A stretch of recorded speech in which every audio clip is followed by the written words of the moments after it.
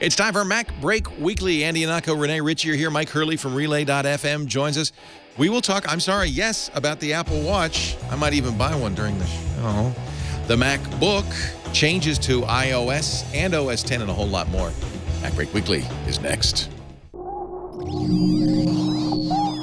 Netcasts you love. From people you trust. This is Twit. Bandwidth for MacBreak Weekly is provided by CacheFly at CACHEFLY.com. This is MacBreak Weekly, episode 456, recorded Tuesday, May 26th, 2015. Buff it out. MacBreak Weekly is brought to you by Trunk Club. Have the wardrobe you've always dreamed of, handpicked by your own personal stylist.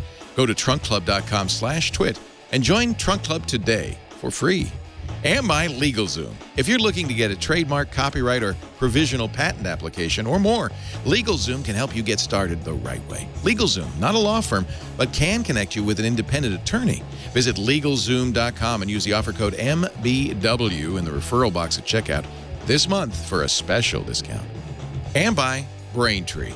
If you're working on a mobile app and searching for a simple payment solution, check out Braintree. With one simple integration, you can offer your customers every way to pay, period. To learn more and for your first $50,000 in transactions, fee-free, go to BraintreePayments.com/MacBreak. It's time for MacBreak Weekly, the show where we cover the latest Apple news. There is much Apple news to talk about today. We welcome to the panel, as always, I shouldn't take this for granted, Mr. Andy Ihnatko. I may say as always, but we are thrilled each and every time I turn to my left and I see your smiling face. I'm just very grateful for this weekly scheduled 2 hours in which I know that I have to be able to use my words, and from the safety of not having a physical face-to-face interaction with the human, I still get a chance to test out the social software. It's like an air raid siren. I don't like to be able to use my social software, but occasionally you just gotta blow that horn to make sure it's still working, and this is my chance to keep the larynx, the tongue, everything limbered up and in good operation in case I need to shout. Paul Schaefer said he's going to miss the fact that he knows what he used to know exactly what he was going to be doing every day at 4 p.m. You have to take a shower once a day. Right. Hey, that's Rene Ritchie, imore.com. Great to see you, Rene. New haircut. Thank you, Leo. Yeah, I shaved my beard because I couldn't compete with Myke. But I also want to thank and congratulate Andy on his new title of Chief Sideburn Officer. I think that's important. Those better never go away, Andrew. I've got to. Well, I accidentally. I did a few months ago. I did the rookie move of the beard trimmer that I use. That usually has like the attachment that like keeps the sideburns the right length. I had removed it so that I could like do some other grooming. Forgot to put it back on, and then 2 days later, just zoop. Like, okay, so this is what it's like without sideburns for the first time in 20 years. We'll see how that works. Fortunately, you're hirsute enough that it didn't really. I think though during a commercial, I'm going to have to go up. I forgot to shave this morning. Shave a little more. Yeah. I look like a bum, and I'm going to have to. We need to do a hair. I don't feel as though I have the credit. I have the credibility of. They're like Rene is fine because Steve Jobs is fine. There are these people that like the stubble makes them look dashing. I just look like, oh, look who decided he'd much rather sleep an extra 6 minutes in the morning rather than. You got a Wolverine thing going on, Andy. Total Wolverine thing going on. I love it. And black stainless steel arrived, Leo. Ooh, I know. Let me introduce Myke, and then we'll talk about it. Sir. Speaking of beards. Myke Hurley is here from Relay.fm. Hey, Myke.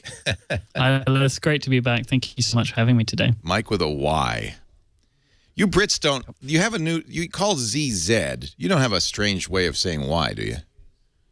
Ye? No, we don't. Myke with a ye. You should. It's just a Y. You might as well get the whole alphabet while you're at it. Yeah. Why just one letter? It is ours. Actually, okay, thanks. It's the Romans. It is ours, you know. Why is it that Americans say Z and every other English-speaking culture in the world says Z? Why is that? Cultural deviance. Do you say Z in Canada too, right? Yeah, and we have a U after our O's, like all good-hearted, colorful people. What is? Actually, I know about the U's. That really goes back to the days of the founding fathers, where they decided we are not going to do it the way those Brits do it. Who was it that decided? They kept PHs, but they got rid of U's. It's a very strange language. Yeah. Well, We're not Zeds. But I use Z a lot because Z, frankly, is ambiguous a little bit sometimes when you say it. Could be an E. Could be I just fell asleep. Zed's dead, Leo. Zed is dead. Jony Ive, kicked upstairs, Chief Design Officer. The announcement was, I think, originally made by Stephen Fry in an interesting but quite discursive article on the Telegraph. And then a memo came out from Tim Cook confirming that. Jony Ive is now Chief Design Officer.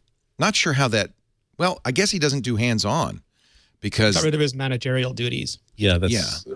All the stuff that I've read indicates that it's more of a now he can just be this free floating cloud of design that descends that floats over the entire planet of Apple stuff, including retail, and just simply descends to rain design upon something and doesn't have to like, oh, and now we need someone needs their 1099 countersigned. Yeah, there's other people who can do that now. It's just basically how many times should the fork in the new Apple cafeteria on Spaceship campus be right now?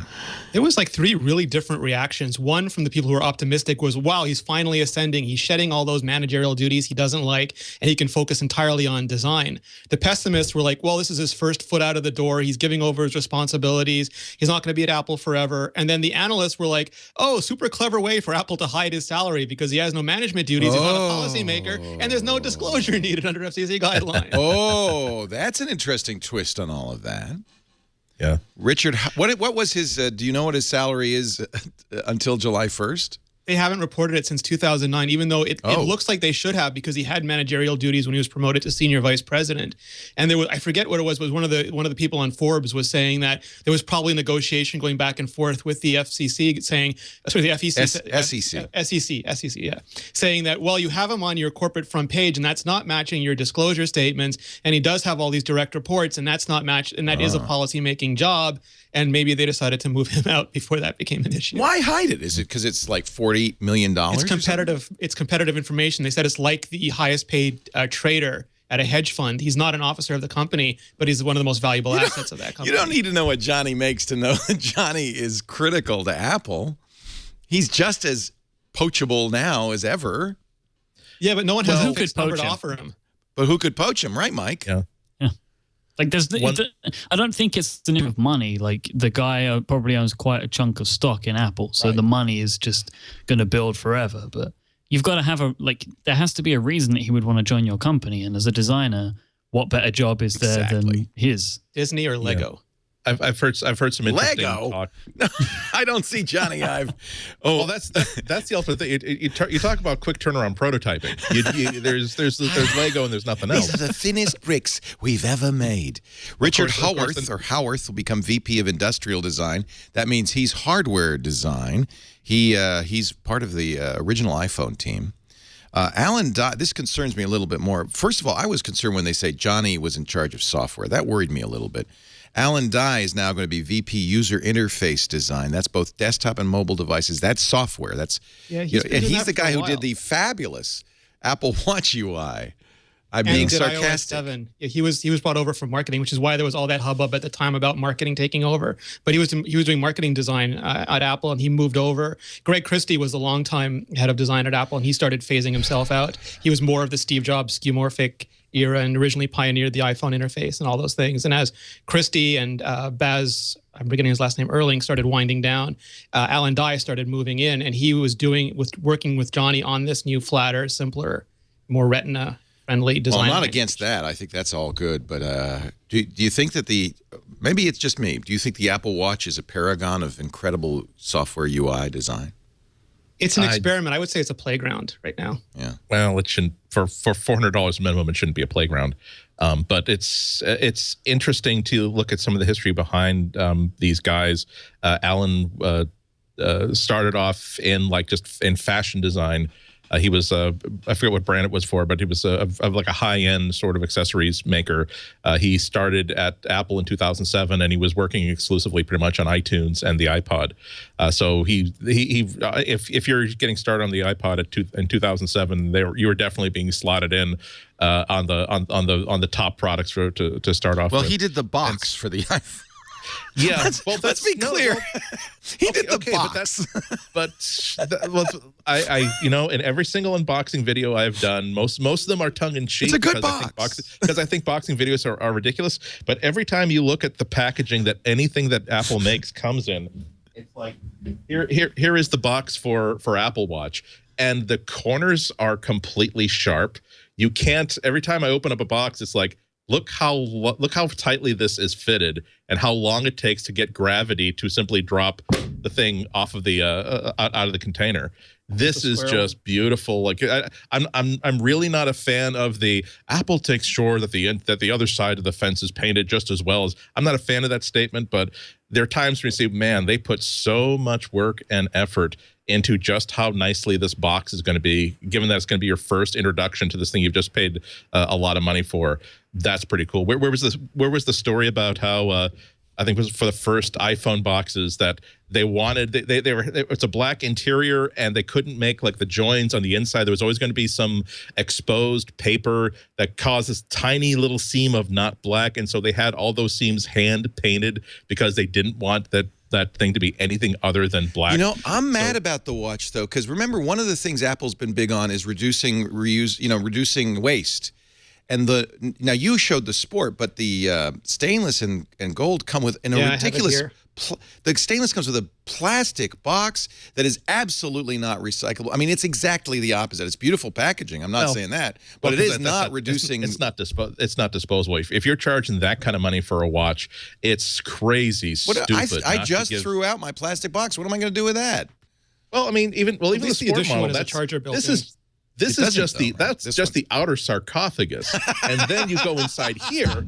I mean, again, it's in my unboxing video, which I haven't posted yet, but it's like King Tut was not packaged as beautiful, extravagantly as this thing was, but it's wasteful. It's a perception of value, Leo. Well, okay, you can also say that $900 for a gadget watch with a $150 watch that's band. True. That's kind of wasteful too. He was a Kate Spade, by the way. Here's our yes. It's so smooth, you could just sleep on it. It would be this could be a nice pillow. I'm serious. Like as I'm like unpacking this, I'm thinking I need to find something that I own that's this shape. I know. That is the perfect set, like tennis balls or something, or like squash balls. I kept mine for almost a month, and finally this morning we had 2 of them. Recycled it because I thought it's just sitting in my office. It's not doing anything. I bet you could have sold it, Leo. I'm not even joking. The I box? bet that you put that up for sale, someone would have bought the box. I'm not joking. Anyway, he was at Kate Spade, and he did, and I think you'll be glad to see this. Unless this is an ad, he designed the Molson Beer logo, Mr. Rene Ritchie. Now, how do you feel? I feel 10% happier. Bargain can be made for 12. He was at Ogilvy and Mather in their brand integration group. He was at Landor Associates, which is here in San Francisco, and that's where he, unless that's just a small part, the division. I've heard nothing but really good things about him, especially at his recent role in Apple. But I wonder, how does physical design, and admittedly he's great at boxes and Molson logos, but how does that help you with UI? UI, I'm sorry, I'm an old-fashioned guy. UI is a very specific kind of design that is not the same thing as designing industrial artifacts. It is software. It is there. And Apple, by the way, was born. The DNA of Apple is this. It started with the Mac OS UI guidelines that were really great. I mean, really specific.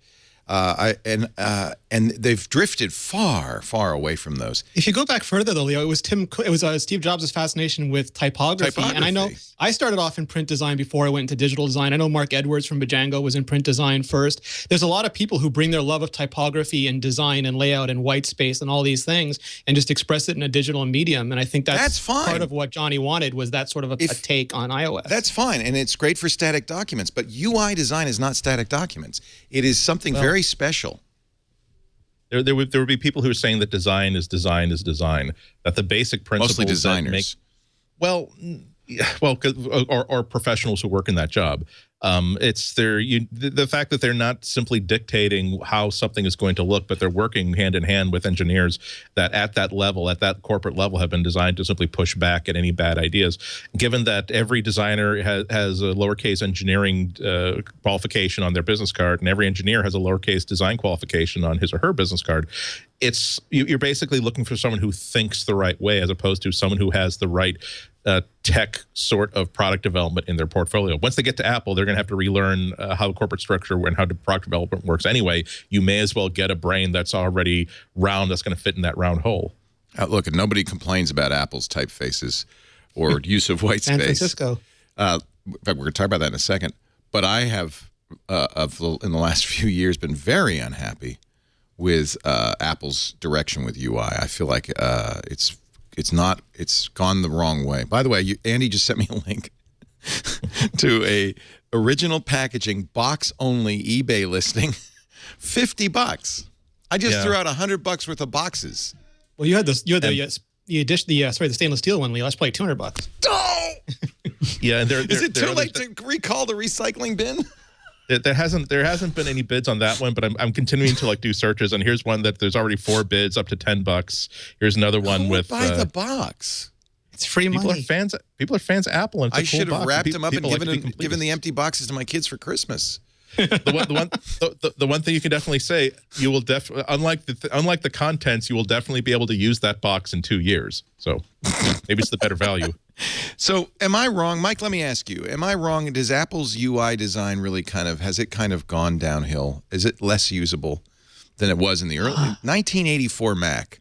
For instance, I'll give you an example, and then you can answer. I'm not through talking.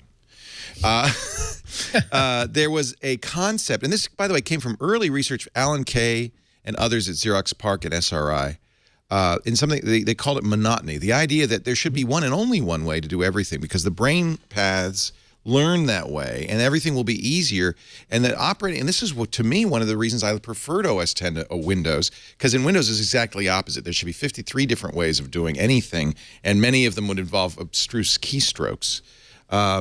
The idea that there was this pure path, modal dialogues were eschewed because modality meant it stopped you from being able to work, and all of those things I think have been thrown out completely. All right, now you may speak. I'm sorry, Mike. I had to get up on my soapbox. I feel like it's not as easy to use as it was. I think it's difficult as these products are getting a lot more complex, and that maybe it's time that Apple relooks at some things. I know from a taste perspective, I don't like the transparency stuff in Yosemite.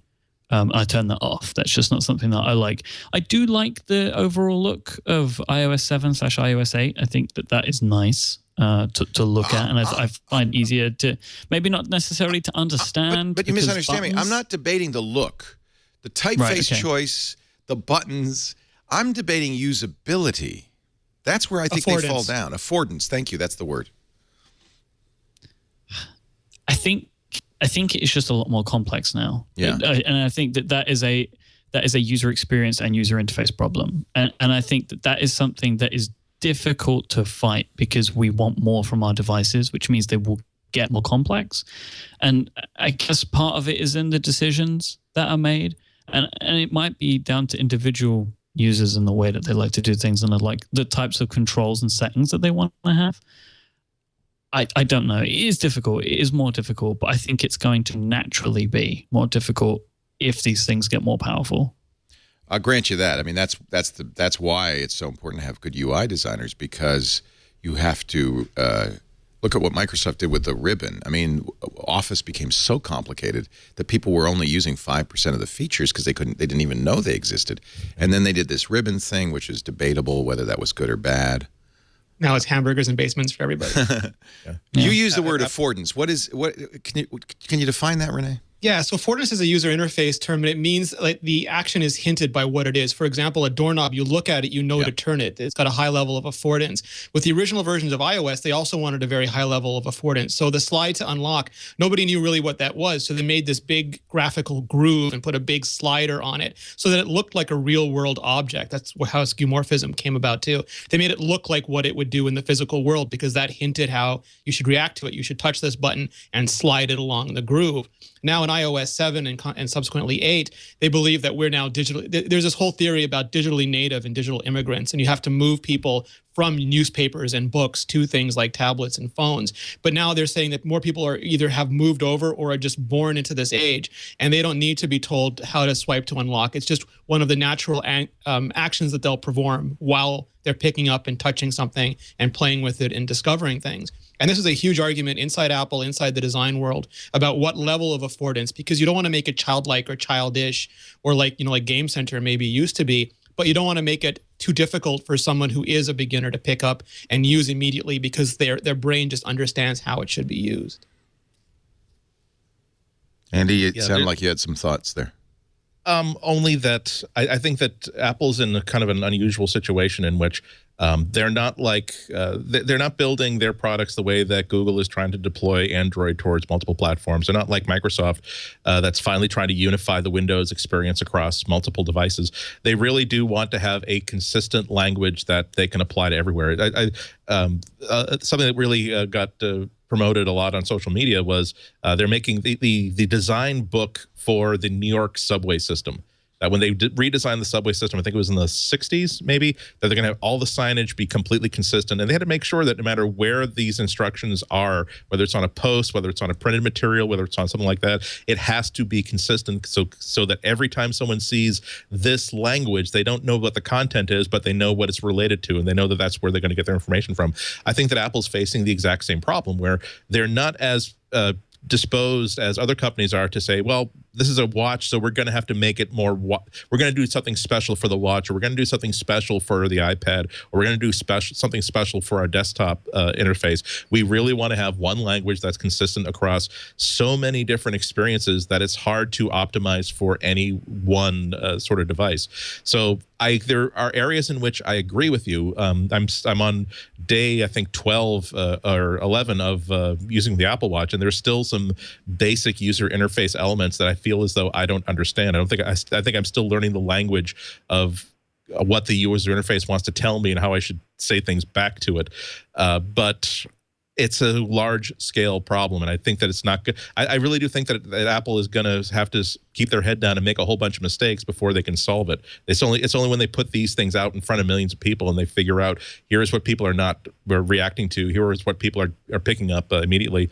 Just to wind it up, I'm amazed that Apple has put so much attention towards the digital crown, and I could definitely see, again, in that 3-ring binder that explains the design process of why they decided to make this part of the language. It makes perfect sense, but nonetheless, I almost never use it. For me, it's just a clicky button that takes me to the app launcher, because every time I want to scroll something, I'm always doing this because that's what I do on all these other devices that I own. You're scrolling it wrong.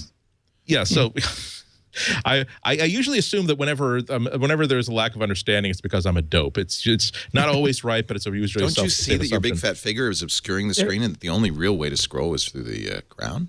I don't want to mock them, but I do think that it's going to be. Maybe that's an example of the loss of monotony. The fact that there are two ways to do it. Yeah, I think it's going to be interesting to see a year from now when Apple has the ability to not only do the next version of the watch operating system, but also to do the next version of the watch hardware. I'm not expecting this to be radically different. I'm not expecting to see a round Apple Watch, but I think that they're going to listen to a lot of what people are telling them and what when they've got these wired up devices that let them see what are people gravitating towards, what are people not gravitating towards. I'm sorry, I'm blathering on, but it's such an interesting topic. I noticed that now you see a lot of people who are wearing it with the digital crown on the outside and not the inside, even though like you're sort of taught that on a watch that the crown should go like towards your fingers. And I think it was Hockenberry who was the first one to really talk about this a lot, that a lot of people find that once they start wearing this upside down, it's a more natural place to put that button. It's easier to grab it. It's easier to like sort of brace the other side of it with the other two fingers as you're tapping. So many things that Apple's not going to figure out until millions of people are using this device. Credit to Apple, they make that easy to do. Yeah, exactly. Is there anybody doing better, I guess would be the question. There's one thing that I was going to add to Andy's comment, because Apple, in a way, Apple is different. Microsoft wants to put that one Metro interface across everything. They want it to work on computers, on tablets, on phones. Google wants to have material design working on the web, on Chromebooks, in Chrome, and on Android. Apple, while Alan Dye is leading all this, the people who designed Yosemite were different than the people who designed iOS 7, and the people working on the watch team were different as well. And they wanted them to have a similar feel in some ways. Like there's similar concepts behind them, but Yosemite is actually quite different than iOS 7. It's got shadows and depth and different design criteria, and the watch also has different criteria. They want to build specifically for the device in many ways. And to Andy's point, the watch is brand new, and they had a lot of people, thousands of people inside Apple using it for months before they released it, and they changed it a lot over that time. But it's only going to be those millions and millions of people hitting it that show them where the actual rough points are. It's civilians. I mean, you have the problem of you have thousands of people that Apple has trusted and people who work for Apple, as opposed to the finest test that any of us, we're trying to figure out, get an opinion that's useful to other people, is when you are at a Panera Bread and this is the first time someone has seen an Apple Watch and they want to see how it works and they actually want to put it on their own wrist. And you see, at what point do they go, because they thought something would work one way, but it doesn't. That's the only user testing that's really going to refine and prove the concept. Yeah. In some ways, I feel like, I don't want to, people are going to get mad at me when I say this. Android Wear's taking advantage of Google's decision to go with cards. Yeah. And I feel like cards is an interesting choice. Do you think it works as well? Or to me, I feel like it works better. It was designed for that purpose. The guy who designed it meant for it to be able to scale from things like the phone to the watch. That was its intended purpose. Yeah, I mean, I'm only on day 11. I'm only on day 12. I'm not at a point where I'm comfortable reaching any conclusions about Apple Watch yet. One thing that I do miss from Android Wear is the simplicity and the directness of this card concept, where I never feel as though I have to drill down to get information. I don't feel as though I have to interact with this piece of software any more than is critically important for me to interact with it to get that sort of thing. It's an interesting. There are limitations. I mean, it's not. I also sometimes feel like, God, I want to swipe 15 more cards to get to what I'm looking for. I wish that once there's a notification, I wish that there were an easier way to say, okay, I'm done with this notification. Never want to see it again. I wish there were a really easy and trivial way to get rid of it. I haven't found it yet.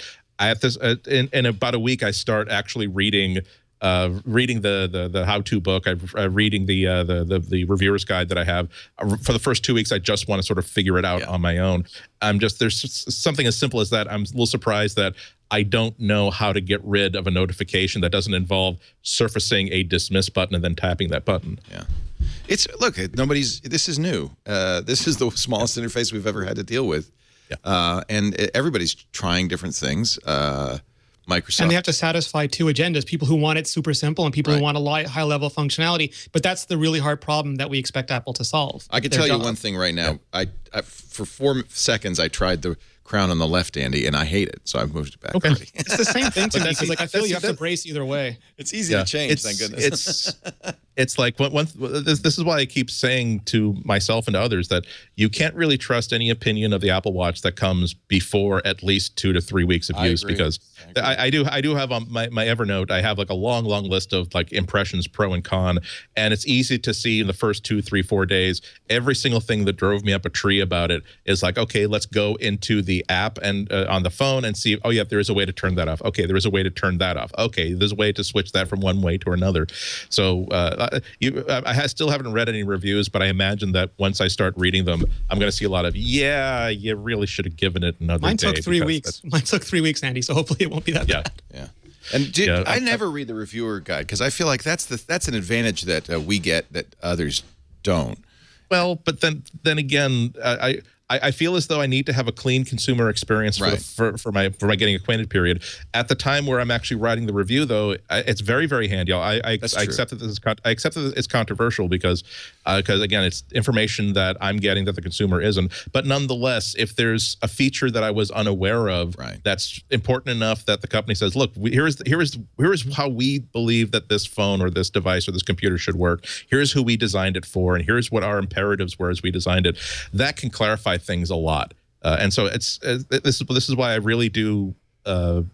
Most consumers also don't get 45 minutes with the CEO of the company or one of the chief designers of the device, but that's time where I can say, look, you tell me the story of this. What was going through your mind? What did you think was really, really important about it?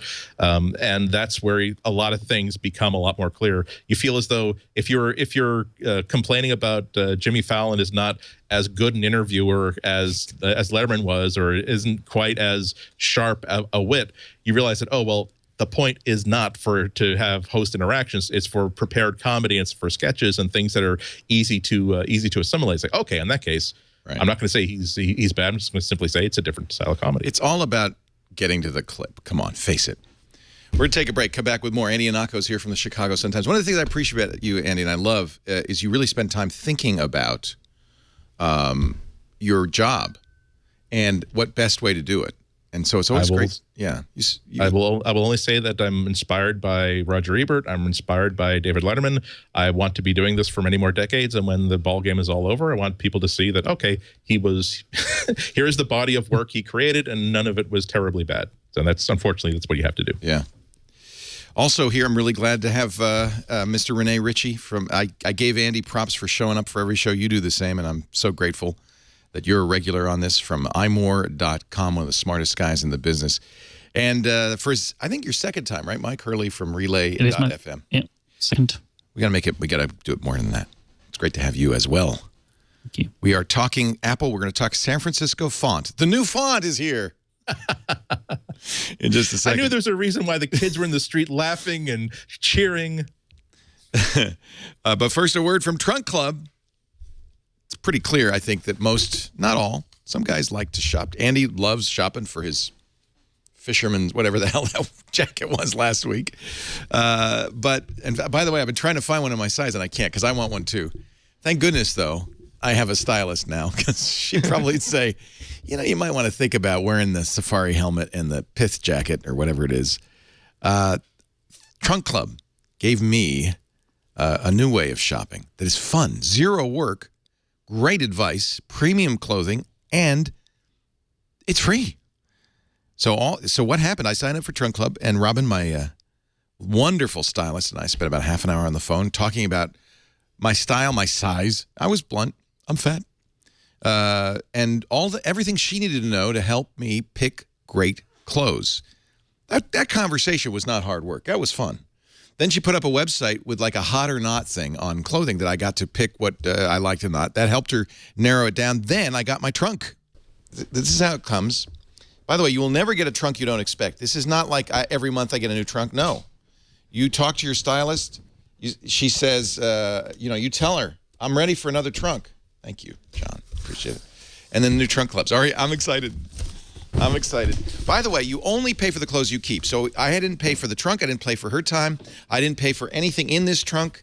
When you're done trying it on, you got 10 days to try it on. You ship back the stuff you don't want, and you keep only the stuff you keep is the stuff you pay for. So here it is, my new trunk. I am so excited. I don't know how I could show you this though, because it's so big. Here, there's a message from Robin. There's a packing list and return instructions. Prepaid return label. They even, isn't this nice? They give me replacement tape. And they give me 3 because they know I'm kind of a doofus.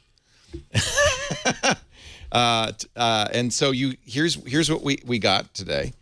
A Harrington jacket. Oh, look at these, are beautiful. They tie them up with these beautiful ribbons. This is like Christmas every time a new Trunk Club comes. Oh, she started to do bow ties. I said, I want bow ties. Ooh, that. You know what? I'm going to put this on today. I'm going to wear this today. I like this tie. Neckties, shirts from the best makers. This is Connecticut American Sportswear from New Haven. Did you tell her I went to a school in New Haven? Look at that. Oh, Lisa, you helped? Oh, Lisa gave her.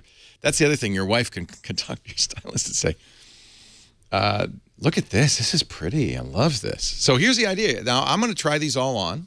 They're all in my sizes. Sometimes Robin has included two different jackets, says which one fits better.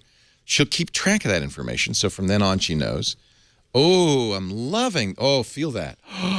Anyway, you don't need to watch me try this stuff on. You get the point. Great stuff. She picks it for me. I try it on, 10 days. I keep what I want. I send back what I don't. Postage paid. That's it. Trunkclub.com/twit.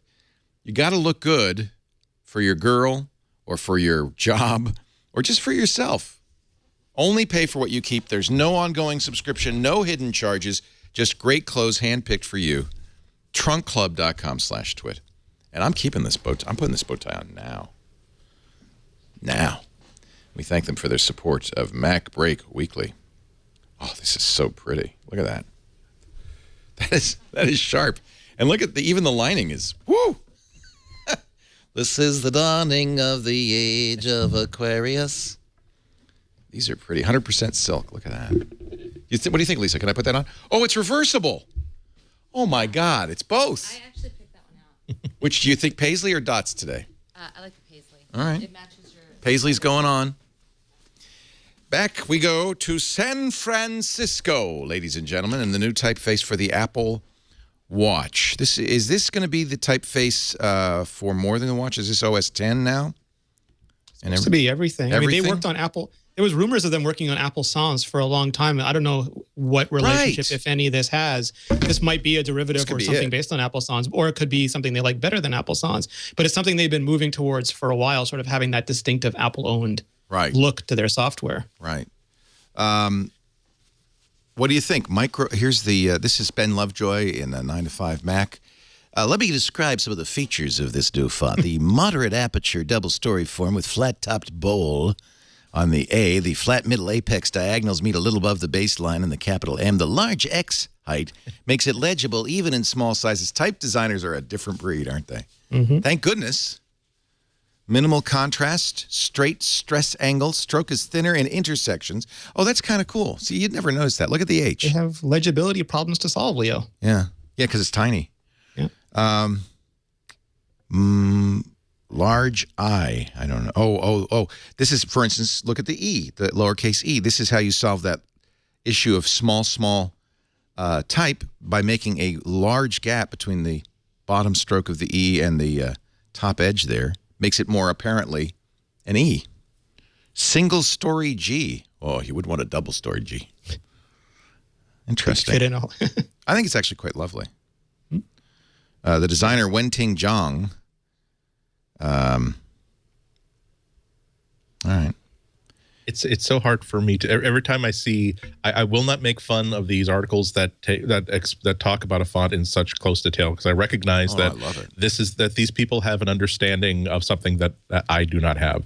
To me, it still comes down to pretty or not pretty, or works for this device, does not work for this device.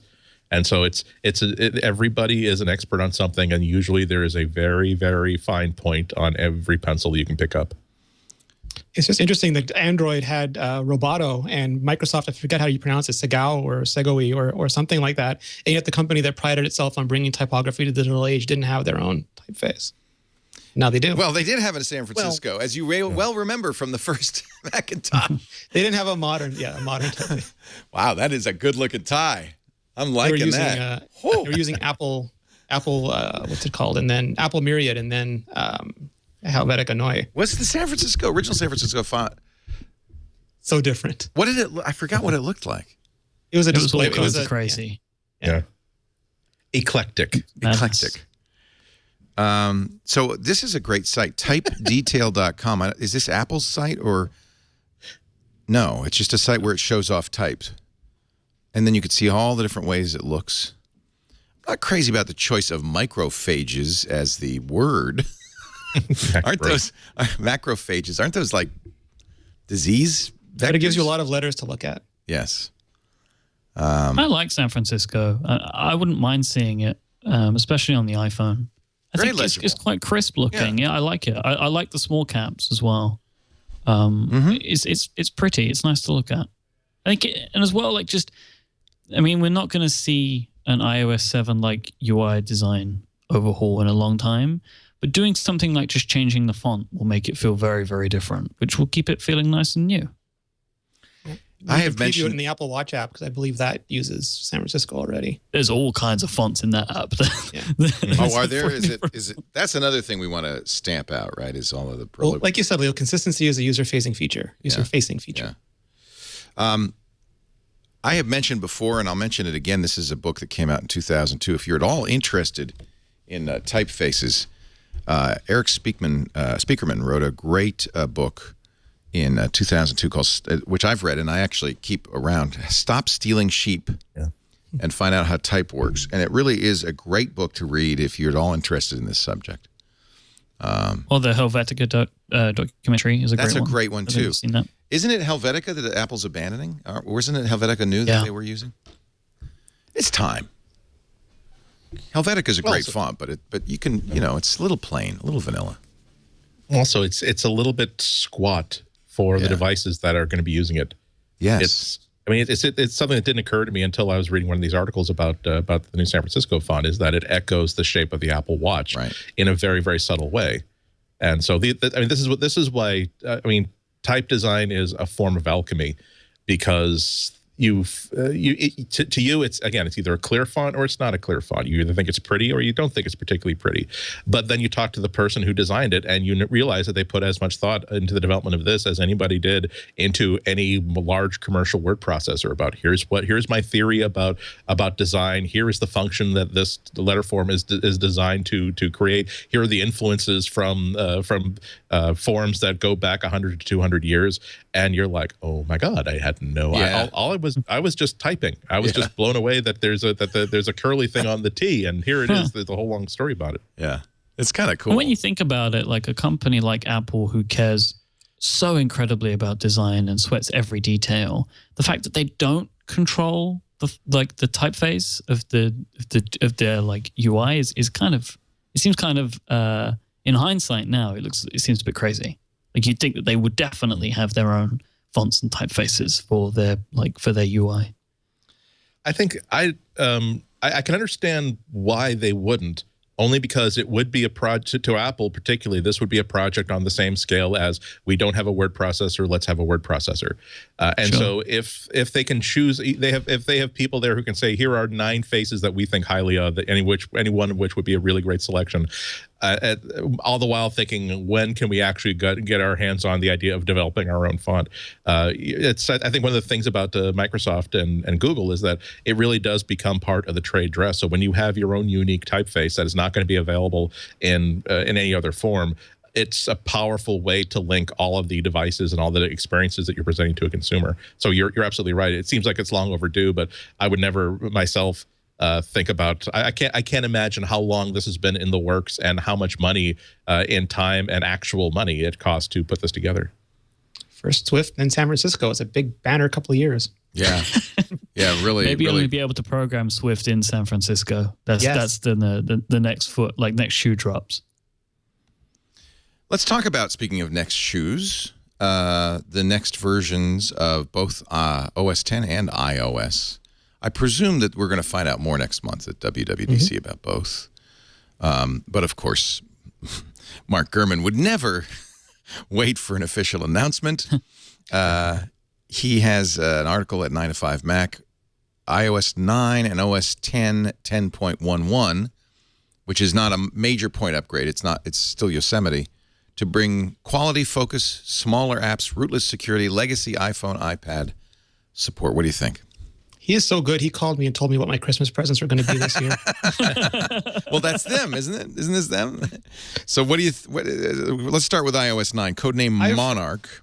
Yeah, I've heard some. I haven't heard all of the stuff that he's heard, but I've heard the same thing about the focus on core stability and the focus on core security. Those are two big emphasis that Apple has this year, and they both make a lot of sense because security and privacy has been a Tim Cook level, first / feature on Apple.com.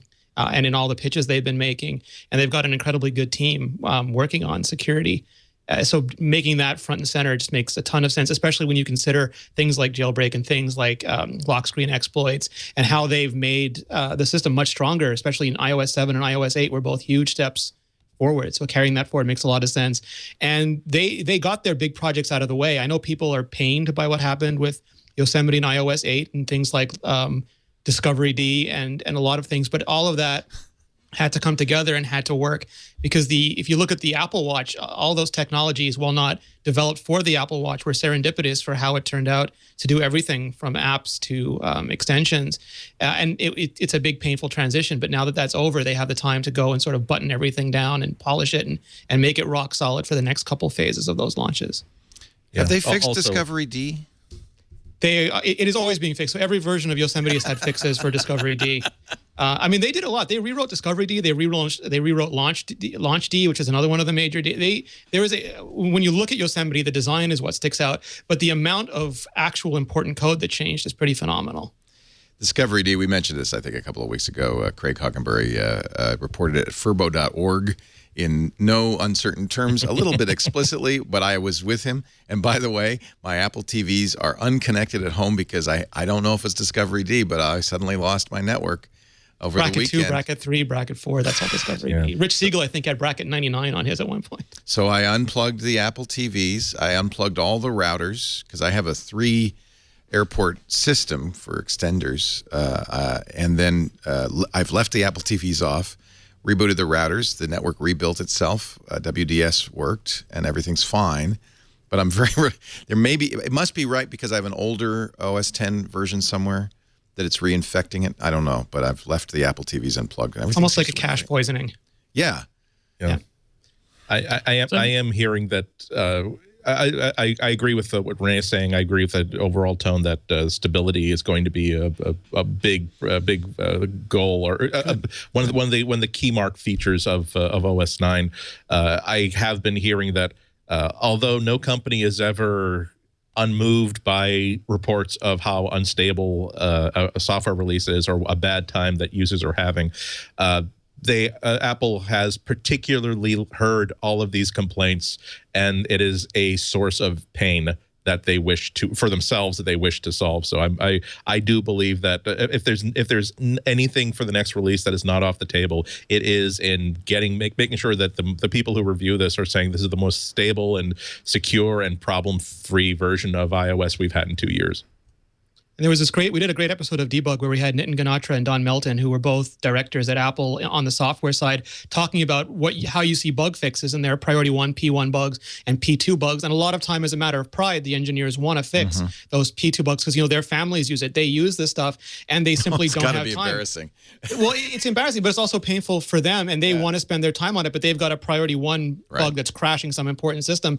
And there's just, Nitin was talking about shoveling stuff into bags. You can either, get bigger bags, which is more people, or you can shovel less stuff into it, which is less tasks. And now it seems like, and the key is to get the people at the higher levels to understand this. And I think the media attention helped everyone sort of realize that, and a lot of the engineers, I think, are super happy about this too, that it really is worthwhile. Not only doing what was scheduled to be done, but maybe doing a little bit more of that as well. Is it difficult to market this as the key marquee feature though? Because one, you've got to stand on a stage and say, yeah, okay, things kind of sucked. And then if your big feature of iOS 9 and the next version of OS 10 is like stability, right? Like it's not really very sexy. Should be the baseline. Well, they did that with Snow Leopard. Yeah. Not necessarily saying we know that, boy, did we crap all over the rug with the last one. Oh boy, we got Febreze spraying in every single office inside. But there's a way for them to there's a way for them to address it as saying that this is not going to be we're putting as much features on.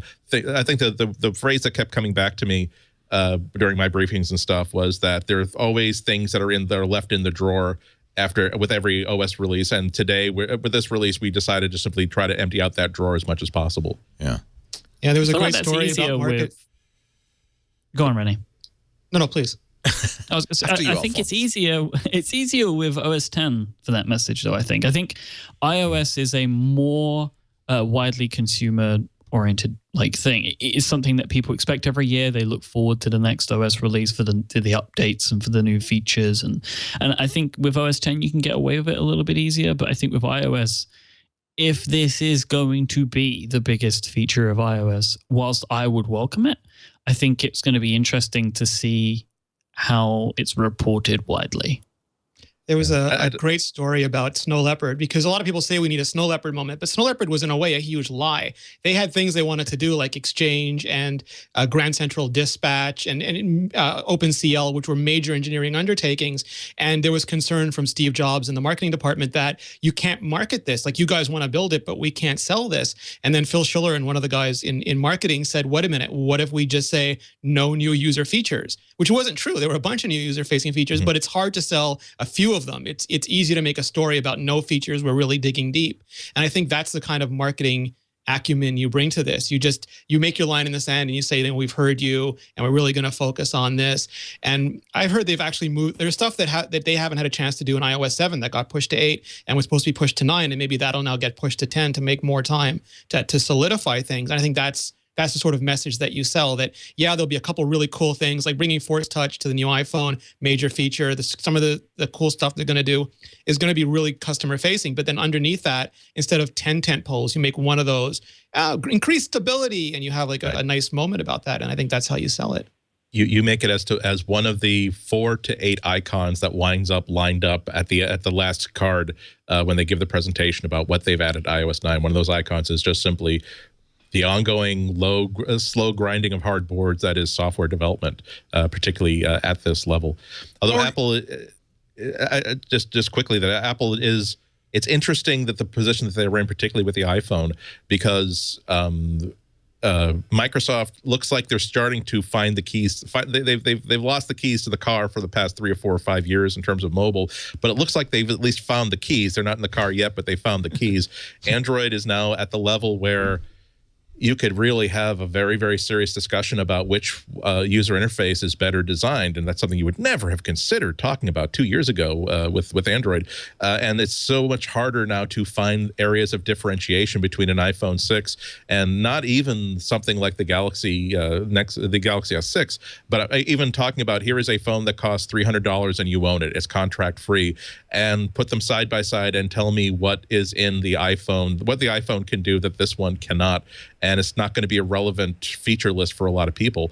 And I think where Apple has the greatest opportunity because today is to put in features that software that actually makes it more compelling a buy to run iOS rather than to have the actual iPhone itself. So it's interesting. It will be interesting to see during the keynote if Apple tries to really pump up, here are ways in which we're making the iPhone materially better for users, despite the fact that we can't put 3 cameras in it now, and we can't now make it like hexagonal screens. We can't do things that make it really spectacularly different, but we can at least change the experience for people and what they would do to make the experience better. Well, it's like a magician.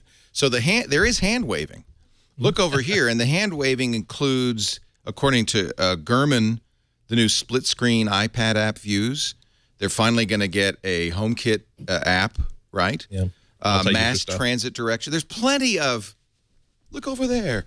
Look over there. Well, but these are really big deals. I mean, I'm not to diminish it. Oh, no, absolutely. No, I'm sorry. I didn't mean that you're dismissing it, but it's. I think that the most interesting. Obviously, we're all talking about the Apple Watch because it's cool, it's so different, and now we actually have them.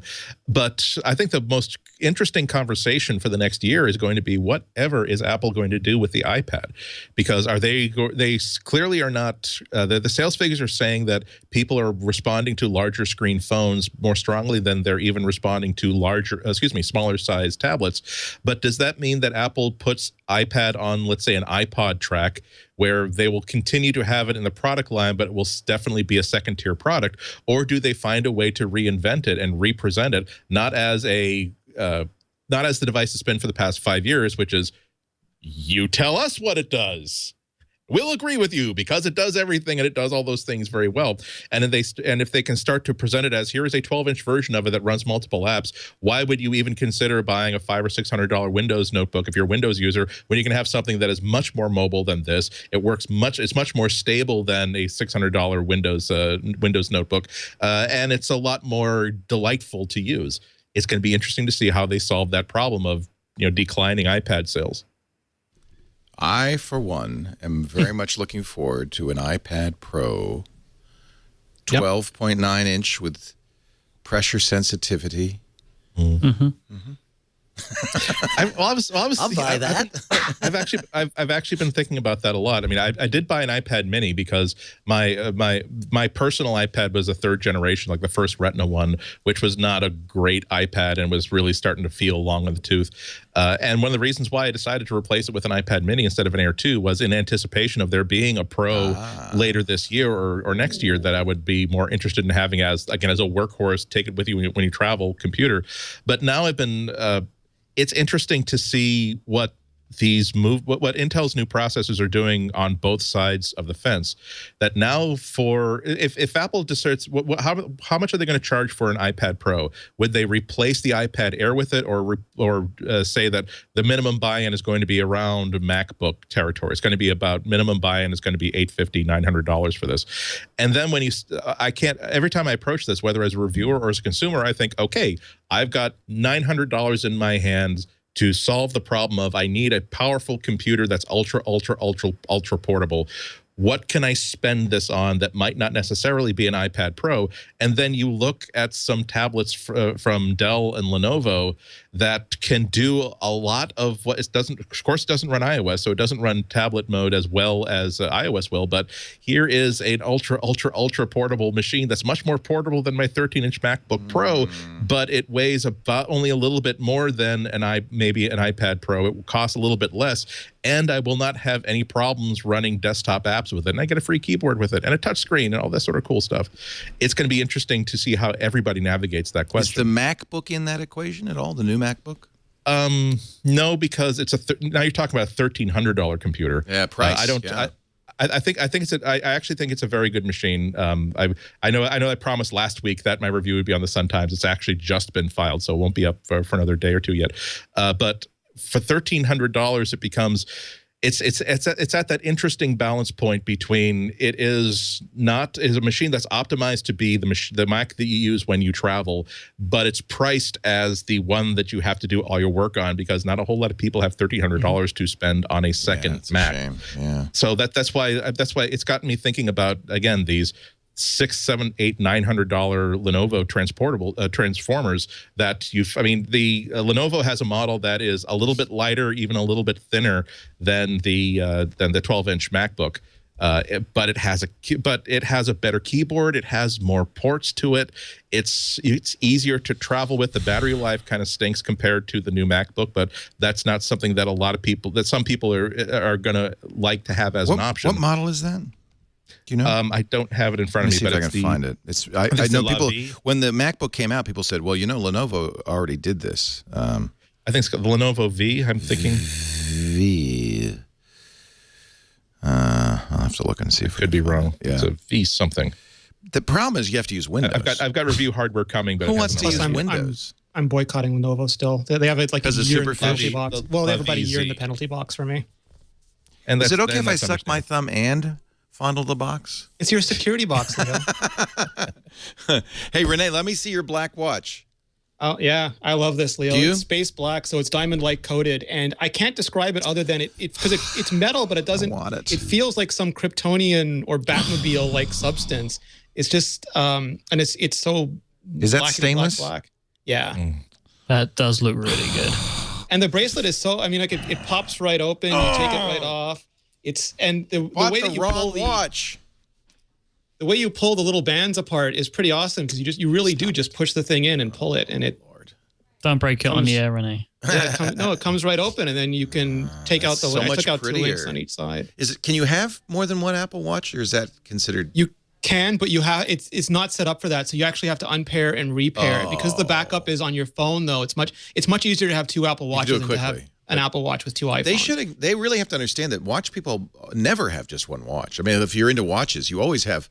I mean, I saw Ray Donovan. He pulled out a drawer. There's all these watches, right? It's a constraint. It's just they couldn't. I don't know if there was not a lot of time to get all of the stuff done. Yeah. But it's a one-to-one relationship because there's a lot of things that have to. We've all talked about our dissatisfaction with messages, for example, when you have multiple things, and the ability to make sure that one iPhone and one Apple Watch worked really well together was a priority. That looks I think so they anticipated that with the bands, right? That was maybe they thought maybe people will buy one body, but a ton of bands. But I guess, when you look at, some days I like sport, but some days I want to wear space black, steel, it's 1 month in, expensive. My Milanese is already looking ratty. Spoiler for my... no, look at, this is all... Leo, they get inside your head. They sell you the expensive thing, and then they make you feel bad for not having the more expensive thing. See the wear on that's stainless steel, though, Leo. I have other stainless steel, like real stainless steel watches, and you can go to a jeweler and have that buffed out. Or you can get some product on your own. Or I could buy a space black watch with the black I like band. where this is going. I really like that. So DLC is really hard to scratch, but once it scratches, you got a Sharpie, and that's your only option. So yours is not scratchable. Mine scratches but buffs. I also have. Oh, stop it! I'll talk about later in the picks of the week. Stop it, man! See, the man has a problem. Yes, I'm trusting that Mobile Nations is paying for this, right? Includes paying his rent this month. Rene, I think you have a problem. For those listening, he just held up 4 other bands. I don't have any other expenses, Leo. I mean, I've paid off everything else, so now just all my money goes to buying Apple, as it should. Yeah. I shouldn't complain. I looked at ancillary companies. I shouldn't say anything because I played with Lisa. She got the gold MacBook, and I played with it, and I said, I have to have this. So I'm just as bad as you. Apple's so good at getting us. Mm-hmm. They make lust-worthy items. Techno lust. Wasn't that the hashtag Phil Schiller actually showed on stage? Hashtag MacLust, yeah. Yikes. $1,099 for the black space black 40 stainless steel case with space black stainless steel link bracelet. You say that like it's a bad thing, Andy. That's a horrifying thing, Rene. That's terrible. No, don't give him a hard time. Edition, it's cheap. Compared to an edition, Holy it's cheap. Crap. I actually like it more than the edition. Don't tell anybody. I'm sorry. Show it again because it does really look nice. Yeah. And that band is expandable. It's like an expando band, right? Yeah. This has 4 of the the way I just took it open before. You can open it up and just pull the links off. Yeah, but I mean, but once you've sized it, it kind of hugs your wrist with a gentle kind of loving embrace. Yeah, it's like an armored bracer. I want it. I'm super happy with it. I should wait until you scratch it, and then maybe I won't. Gruber got his the same day. I think he got his the day before mine, and we both spent a few minutes just being incredibly kiddish about how great they were. I apologize. I should not. I need that more. I was trying to. I had one of those moments where I remembered it being as more than $1,000. And no, it can't possibly be more than $1,000. Like, yeah, it is more than $1,000. And I should make sure Myke understands. We have a pact amongst hosts not to give each other a hard time about what we spend on technology. Right. Or beard maintenance. Or beard maintenance. Okay. I'm sorry about the beard maintenance thing. I violated that, I think, early on.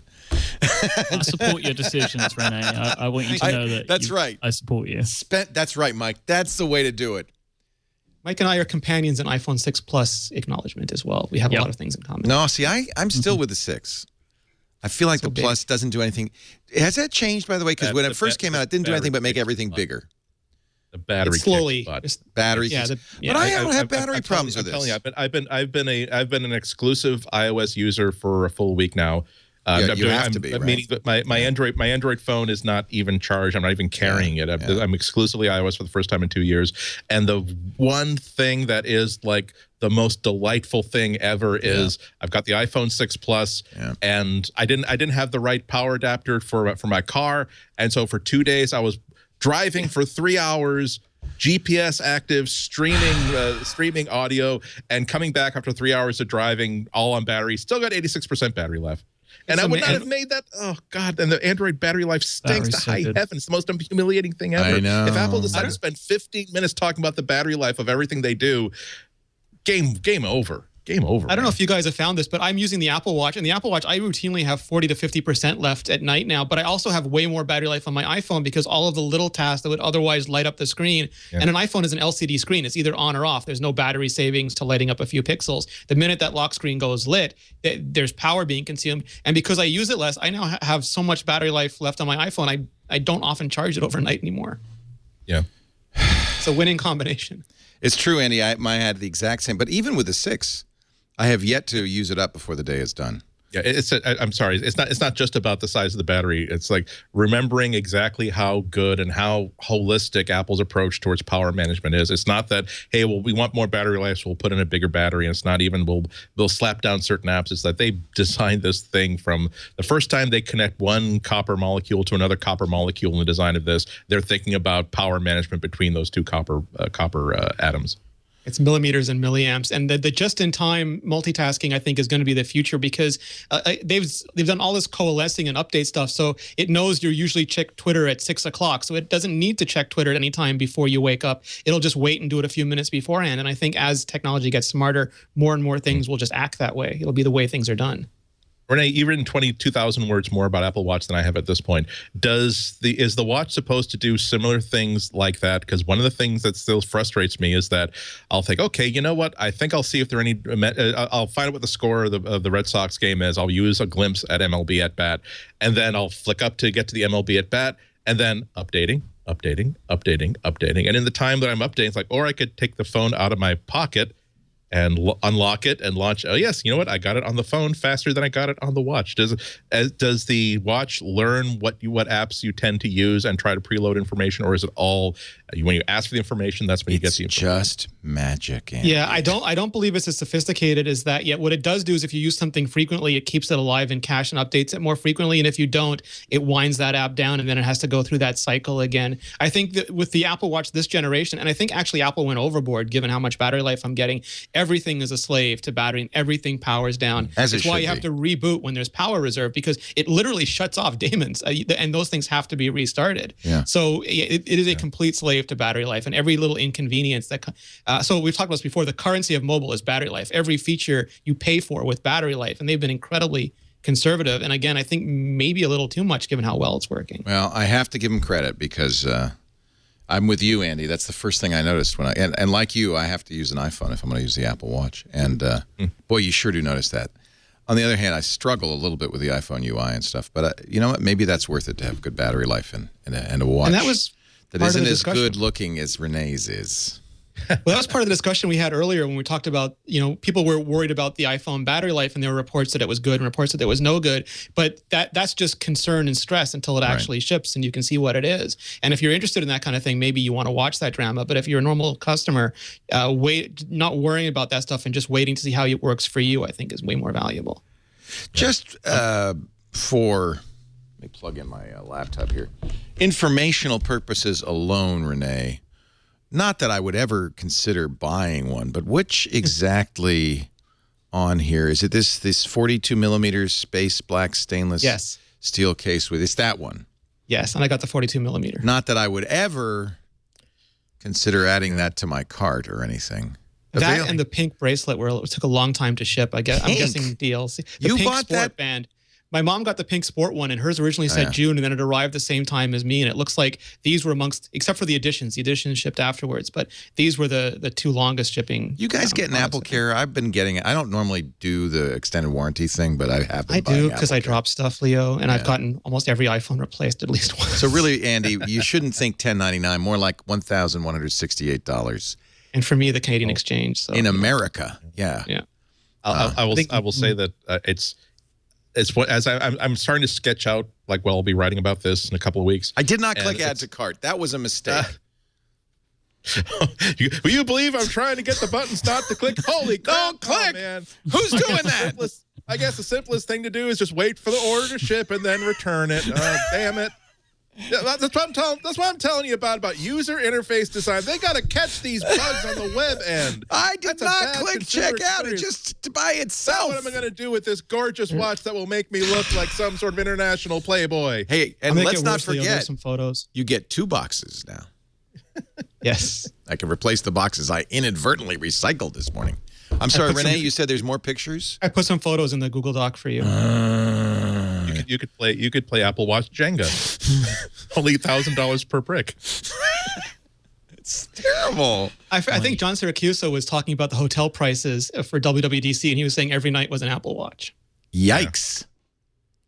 All right, let's take a break because I got to pay for this watch. But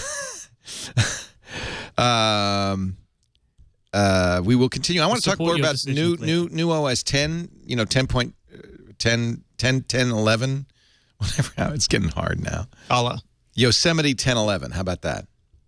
Just call it Gala, Leo. Gala. Is that the code name? Yeah, Gala. That's an Apple. Gala Apple. Yeah.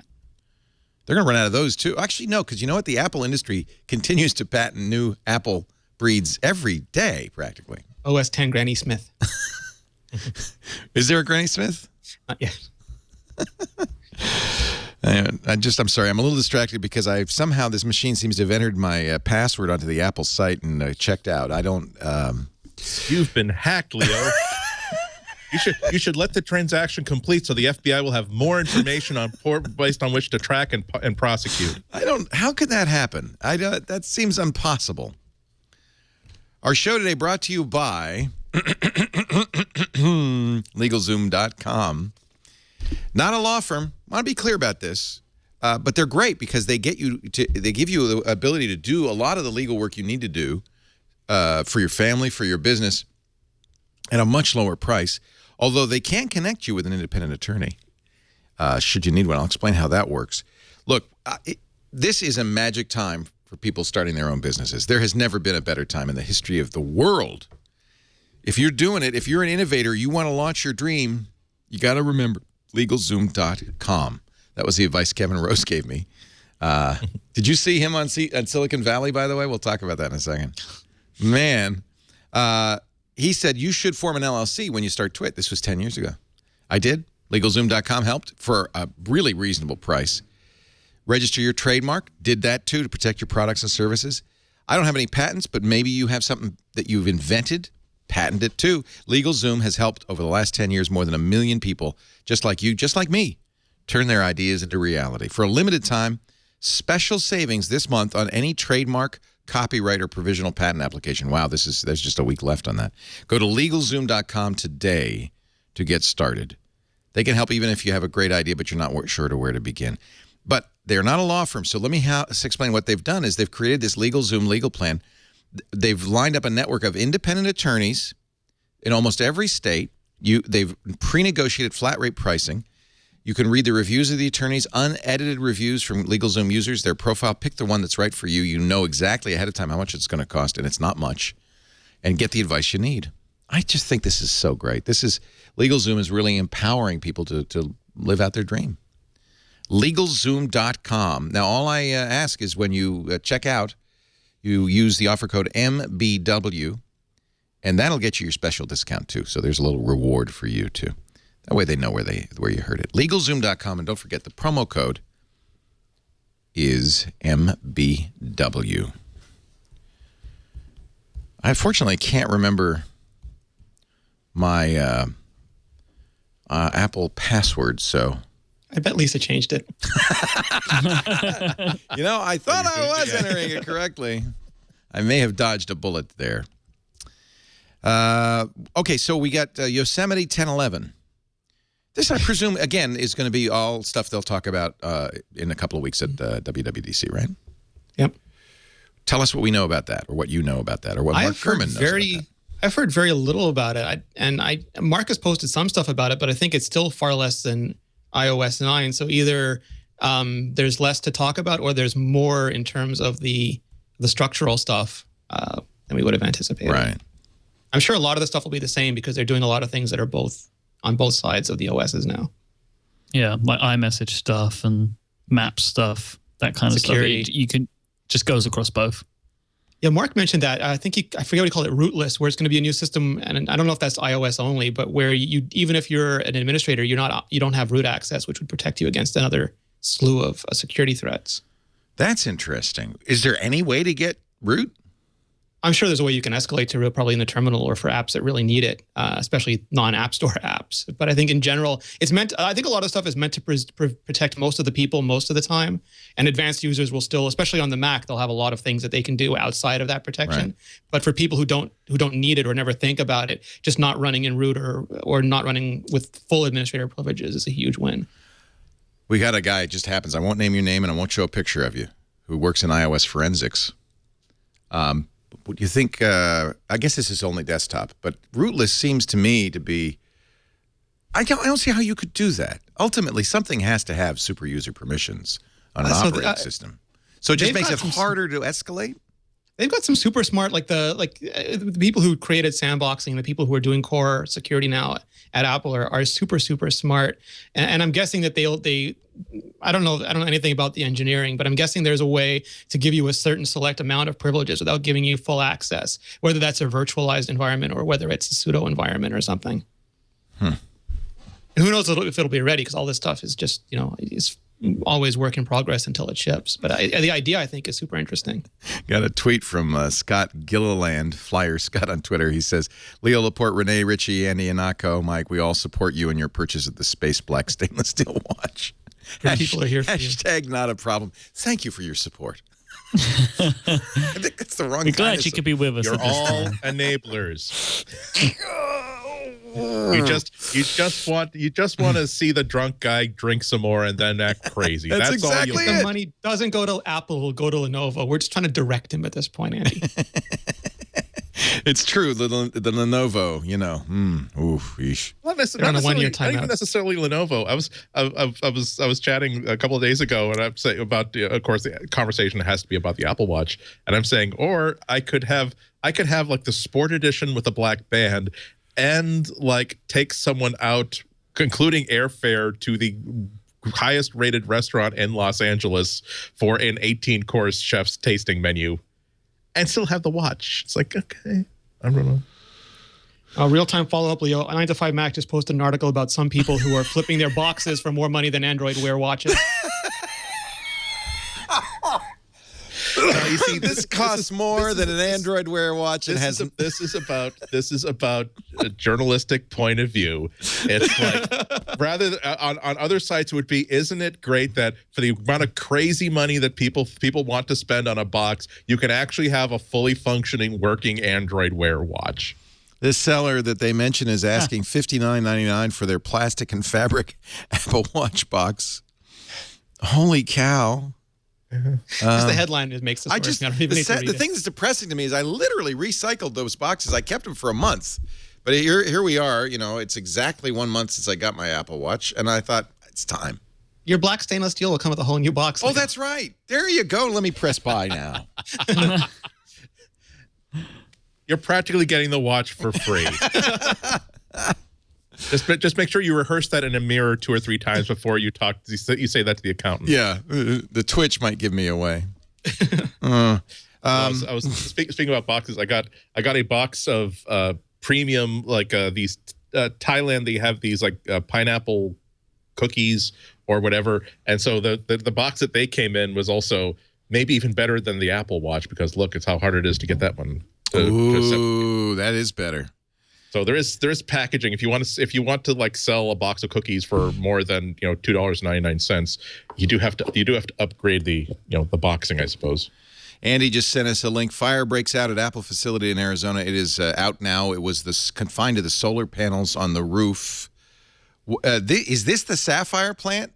Yeah, that's the former Sapphire plant, rumored to be converted into a data center.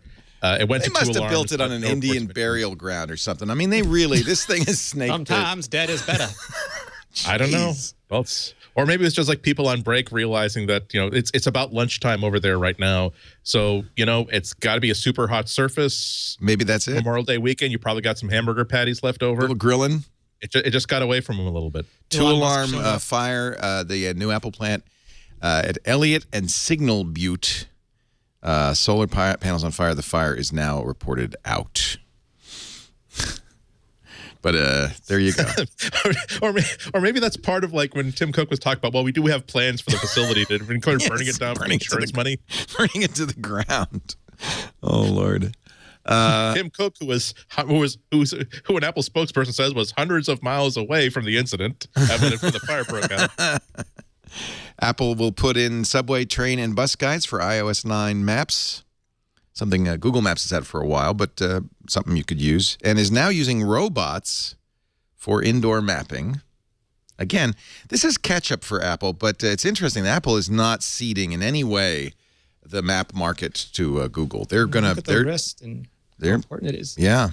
They've been trying to do transit for a while. The problem with transit, and Google did a really good job of overcoming this, is that it's owned by all these little fiefdoms, and different municipalities keep the rights to their transit information, and you have to go and literally municipality by municipality, town by town, and get that information and then aggregate it. And they don't want the same thing to happen that happened with Maps, which was largely bad data aggregation and cleansing and sanitization. So they want to do a really nice job with this, and they bought a couple, I think two or three at least, transit companies to sort of speed that process up. But it takes a while. Google spent a long time doing it.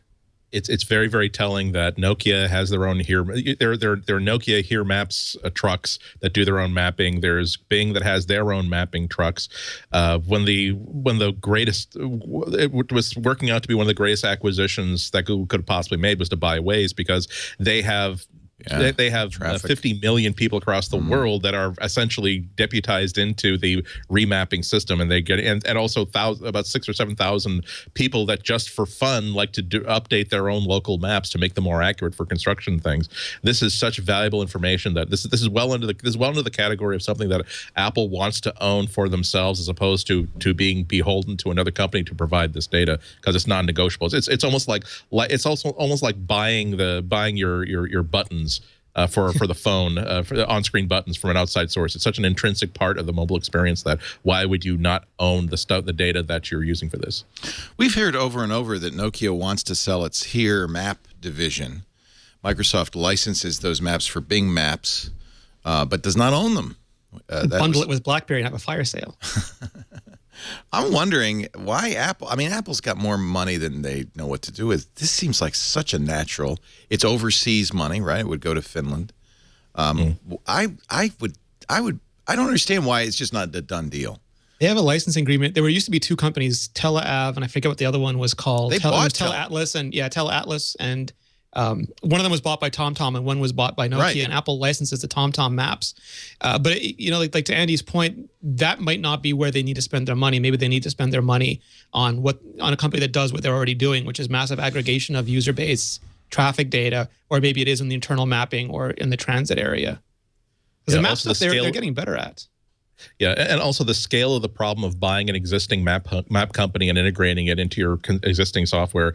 It's not as though it costs just as much as launching your own mapping service, but it's close enough that why would you buy a home and then put $200,000 worth of upgrades into it when you could build a house for $240,000 that from the ground up is built to fit exactly what you want. Right. I mean, like, what does Here have that Apple needs? Like, well, they have. I don't think I'm familiar enough. So they bought. Is TeleNav what they have, Rene? TeleAtlas and Navtech and TeleAtlas are the two companies, and I forget which one they bought. I always forget too, but they would no longer have to license stuff from TomTom. Yes. So they would own their own deep map integration. Here does have traffic. I think it certainly could be added. It's an excellent mapping system. It's not that it replaces Apple Maps, but boy, that would give them a leg up. The problem is Google's been doing this for 10 years before Apple got into the business. Yeah, it really is. Mapping really is a Zeno's paradox sort of thing, where the first step is you get 50% of the data you need, and that's easy. The next big step, you're only getting 25% of what you remain, and then the closer and closer you get to having 100%, the harder the remaining data is.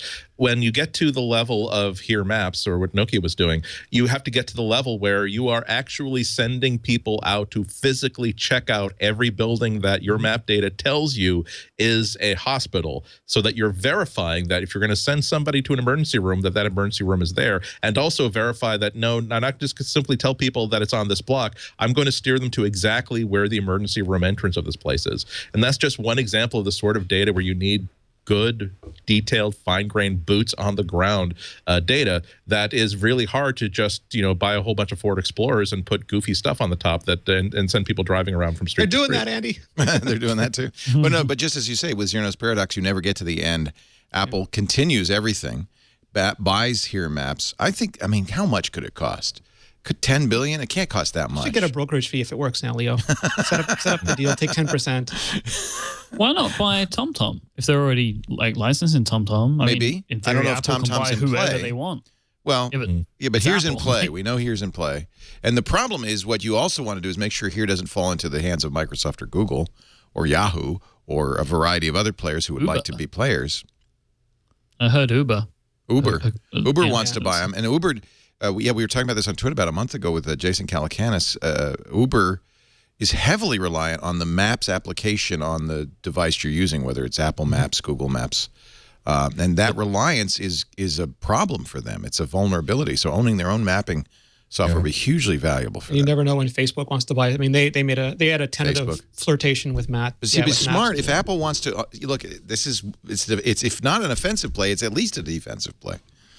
I think it's smart. Yeah, and also, I mean, Uber is an interesting target for all the good reasons that it's a very, very well known and well accepted sort of system that's doing very well. But also, you realize that you have how many thousands of drivers that are retracing popular routes through all the biggest cities in the entire world now. That is a lot of great data. If Facebook wanted to suddenly have access to data for restaurant recommendations, business recommendations, traffic information, they could get a lot of stuff with just one company. But it's to a certain extent. You can't make the assumption that every company is for sale or that every company wants to be acquired by Apple. You get into an Elon Musk situation where I will let you buy me so long as all you give me is money and I don't have to do anything you don't tell me to do. I built this company not to sell it for a profit, but because I have a vision and I want to pace the stage, holding my hands like this and stand in front of a big spinning map of the world as I talk about my worldview. This is not something that can be gotten by a check for $17 billion. Yeah, I don't know whether TomTom is one of those, but I do know here is, according to everybody in play, Nokia wants to get out of that business. Benchmarks coming in from the French site Mac Generation. Thanks to Mike Rumors for the translation. Looks like Apple's claims that the SSD in the new MacBook Pros are twice as fast are true. QuickBench reporting read speeds of 2 gigabytes, not bits, 2 gigabytes per second. Jesus. It's just silly. And write speeds of 1.25 gigabytes per second. I think that's got to be as fast as anybody really would want. Yeah.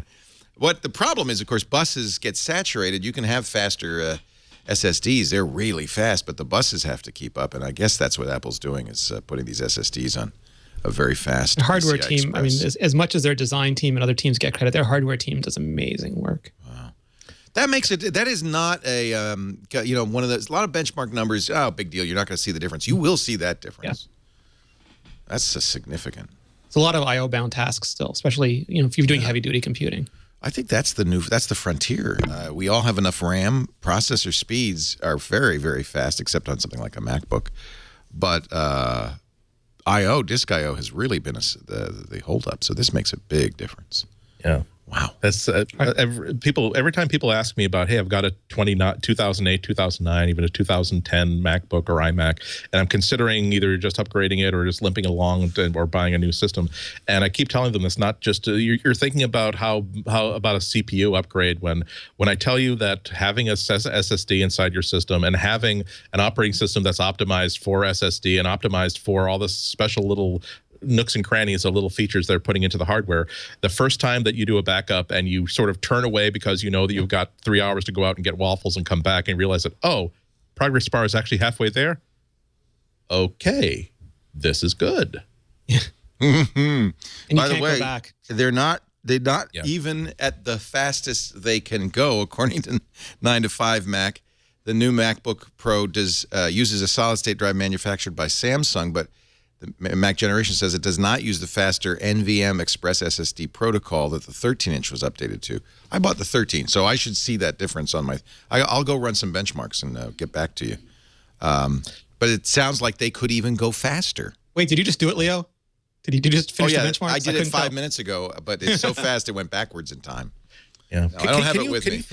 Can you think of another marginal upgrade to the MacBooks that has had so much significance? Huge. I'm talking about they didn't change the body, they didn't change the design, they didn't do it as a keynote level upgrade. They just simply they're still using Haswell. They're not even. They didn't even. Yeah, exactly. Yeah. I mean, imagine already they've done SSD improvements that are transformative. They've done Force Touch, which I think is transformative. And now we still have this lurking in the background. Here's what's going to happen when we have a real latest generation CPU in there.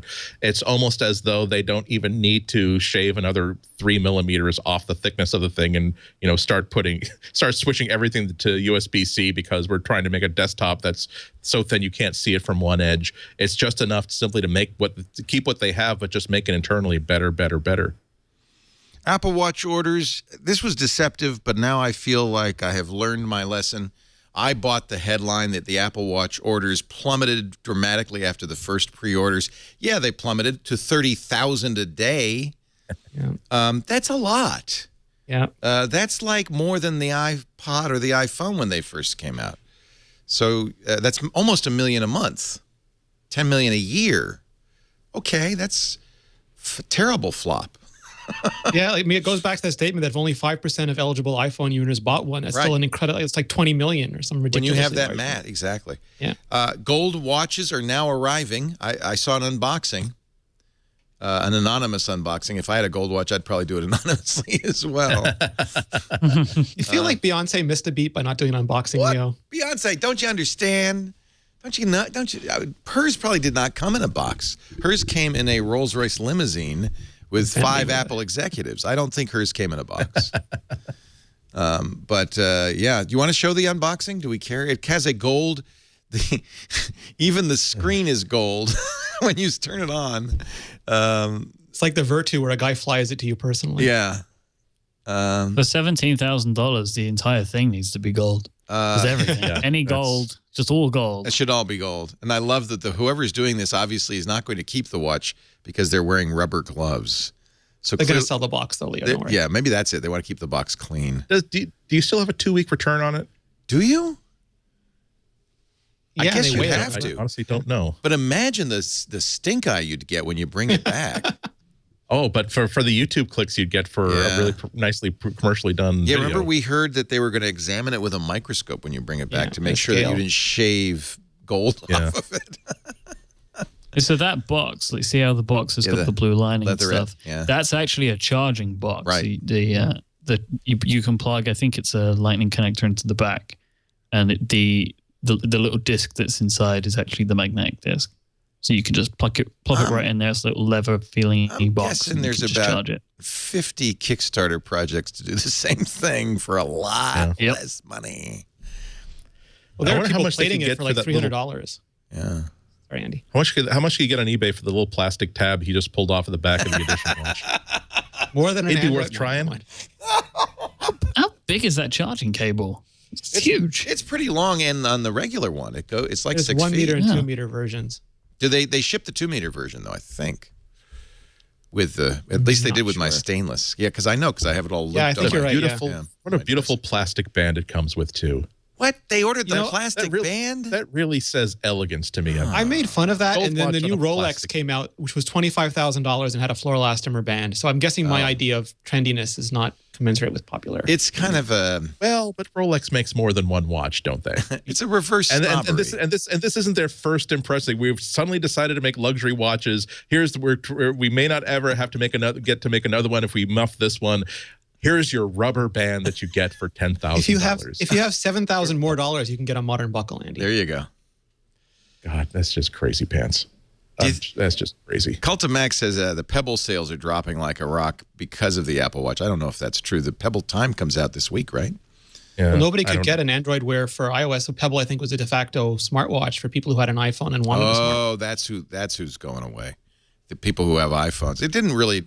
I never tried it with an iPhone. It probably didn't work all that. I mean, it wasn't as good as Android. It couldn't do it. It didn't have hooks into the system that it could into Android. Right. It was still fun. I read an article on TechCrunch that apparently Pebble needs more money, and they're struggling to find any funding with it. Didn't they get enough? People don't want to invest. Well, but how much did they raise on Kickstarter for the time? A huge amount. God. Yeah, but I mean that might fulfill the orders. But if they want to continue, I don't know. They may have a really high burn rate now. Right. And it seems like they're struggling to get funding, which would kind of make sense. I think if I'm a VC, one place I'm not putting my money right now is Pebble. Even though they're an interesting company, they're doing really interesting stuff. But looking at it right now, they're not the wearable company. Well, they're getting clobbered. I think the smartest thing they did was to drop the price of the introductory model down to under $100 because that's a wonderful value for less than $100. Yep. That's a great consumer choice to say, I just want to have a cool watch, and oh wow, it really does cool things with notifications and stuff like that too. It's the difficulty when they're trying to make money off of higher margin products, where I think they're being squeezed. I think that the person who is eager to spend $400 on an Apple Watch isn't going to care about a $200 Pebble Time, but but people who people who are interested in spending $150 on a good fitness band might not want to buy it, and the people who have $200 to spend on a smartwatch maybe are going to be looking more at Android Wear, especially because Google I/O, their big developer keynote, is in a couple of days. It's on Thursday, and there are a lot of announcements expected about updates to Google Wear, and this is also a good. It's interesting that Motorola seems to be making a lot of Moto 360s available at really, really good discounts now, which provokes someone to think that perhaps they have second-generation hardware on the dock and ready to ship sometime really, really soon. And so if they manage to ship something as good as Moto 360 or better at $200, you start to wonder, why am I recommending? And if Google, as rumored, is preparing to ship a new version of the Google app that allows people to use the Android Wear watches with iOS, I try to put myself in the mind of in what circumstance would I recommend someone get a Pebble, a $200 Pebble, and for now I'm coming up blank. So it's a tough situation for them to be in, for sure. Microsoft is probably annoying Microsoft Windows users by its attention to iOS and Android. But here's something for you. If you get Windows 10, you will be able to sync up with your iPhone or your Android phone. A phone companion app will come with Windows 10. You will launch it and pick the kind of phone you have. And Windows Phone, of course, is the preferred choice, but Android and iPhone are right in there. And it will sync music. It will, do your OneDrive thing. That's the storage, including the Photos app on your Windows 10 PC. It'll lure you away from iTunes? Yes. No. all these people who are now standing on the sidewalk watching iTunes burn in front of them and holding a gas can in their hand now know that in their other hand they can have a Windows machine. Yes. This is such a strong move. I'm so every time Microsoft comes out with new news about Windows, whether it's the right one for me or not, probably not, but wow, that's a strong move. Realizing that a lot of people who have iPhones don't have Macs, and still they've got the most popular desktop operating system on the planet. And if you simply say, we don't care what phone you use, we will make sure that Windows works great with whatever you have. And putting Cortana, which in many ways is one of the crown jewels of Windows 10, and making it available, at least in some fashion, on iOS and Android, it provokes someone to say, hey Siri, hey Shlomo, and say, hey Cortana. There's no point in backing out of it once you say it. Double down. I don't want to trigger people's phones. Well, you did, and then the first thing it said was, "Hey Shlomo" on it. I did hear from one Shlomo via email say, "Please don't use my name." I've already been hearing this around, and it's making my life a little bit more difficult than it needs to be. So I apologize to any Shlomo out there. But it's interesting, given that Cortana is the thing that people like to play with, and it's a really strong effort. In many ways, it's superior to Siri in terms of being a digital personality that you interact with, and this agent does things for you. It's hard to see where it's flagging compared to Siri. Of course, you run into the same problem that Pebble ran into, where if you the only person who has access to the full features of the iPhone is Apple, and so you're never going to be able to produce a third-party product that can integrate as nicely and as tightly with as anything that Apple ships.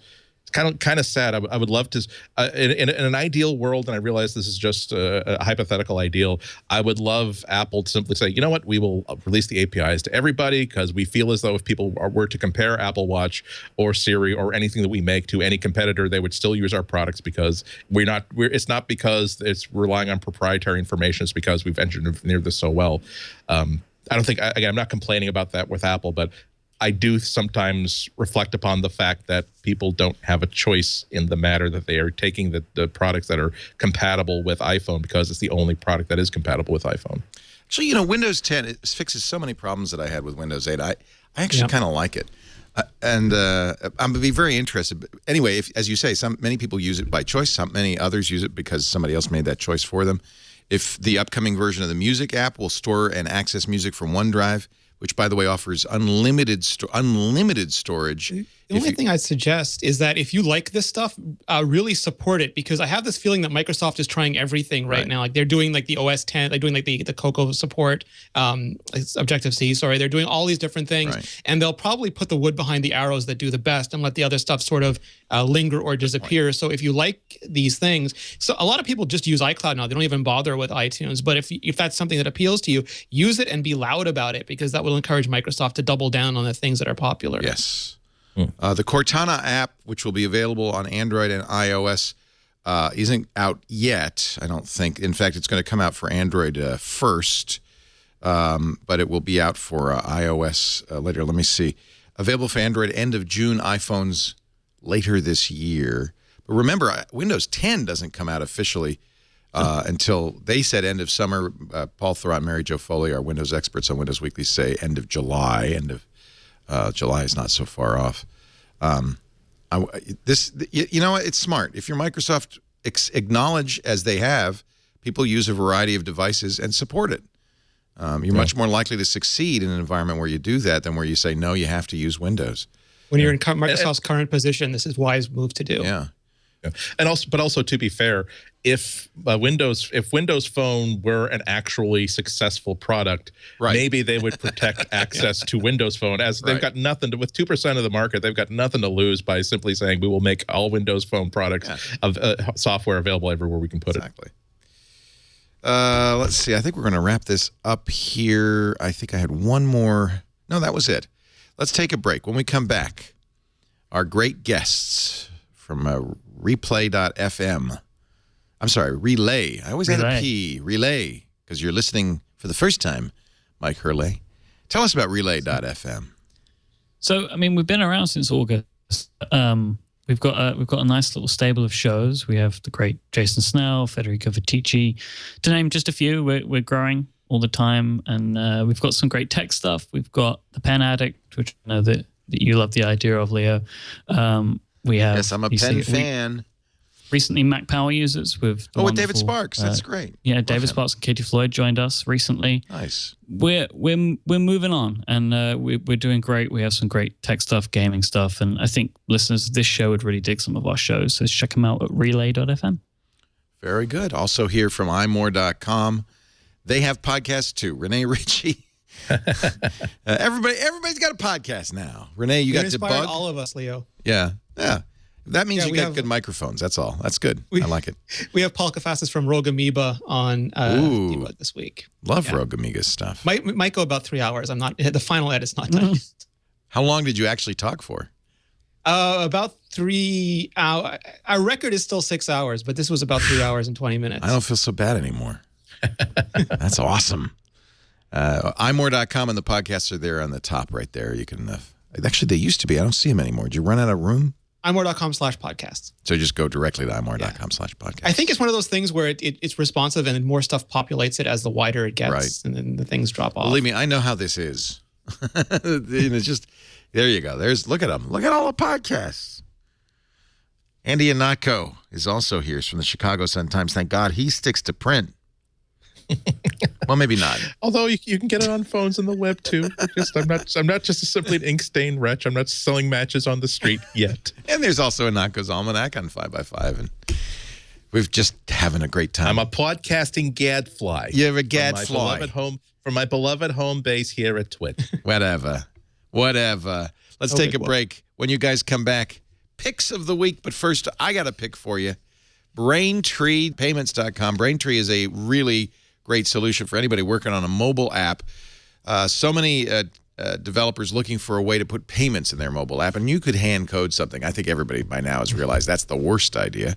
Or with just a few lines, you could integrate Braintree Payments and start taking everything, not just credit cards, Apple Pay, even Bitcoin, Venmo, PayPal. It's all in there. And boy, so many people now are using Braintree. You really, you get some confidence when you know that Uber and Lyft use Braintree. Airbnb and hotels tonight use Braintree. GitHub started with Braintree. That was how they began taking payments, and now it's massive.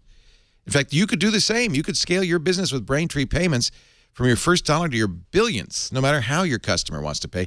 Take a look at that V.0 SDK. They even have a sandbox you can test the code on your own app and get a sense of what it's going to feel like. Very easy to integrate. Supports all the major platforms like Node.js, Python, Ruby. You know, I don't have to go through this with you. You know what I'm talking about. But I do want you to do one thing. Go to BraintreePayments.com/MacBreak to log in. Because if you decide to sign up for Braintree, you get your first $50,000 in transactions fee-free. And that's a pretty penny. I haven't done the math, but I think that's not an insignificant amount of money. BraintreePayments.com/MacBreak. Just the feeling, it takes all currencies, the feeling you get of just how easy was that just makes it worthwhile. BraintreePayments.com/MacBreak. We're so thrilled that they support us just as we support them on MacBreak Weekly. Let's start with Myke's pick of the week.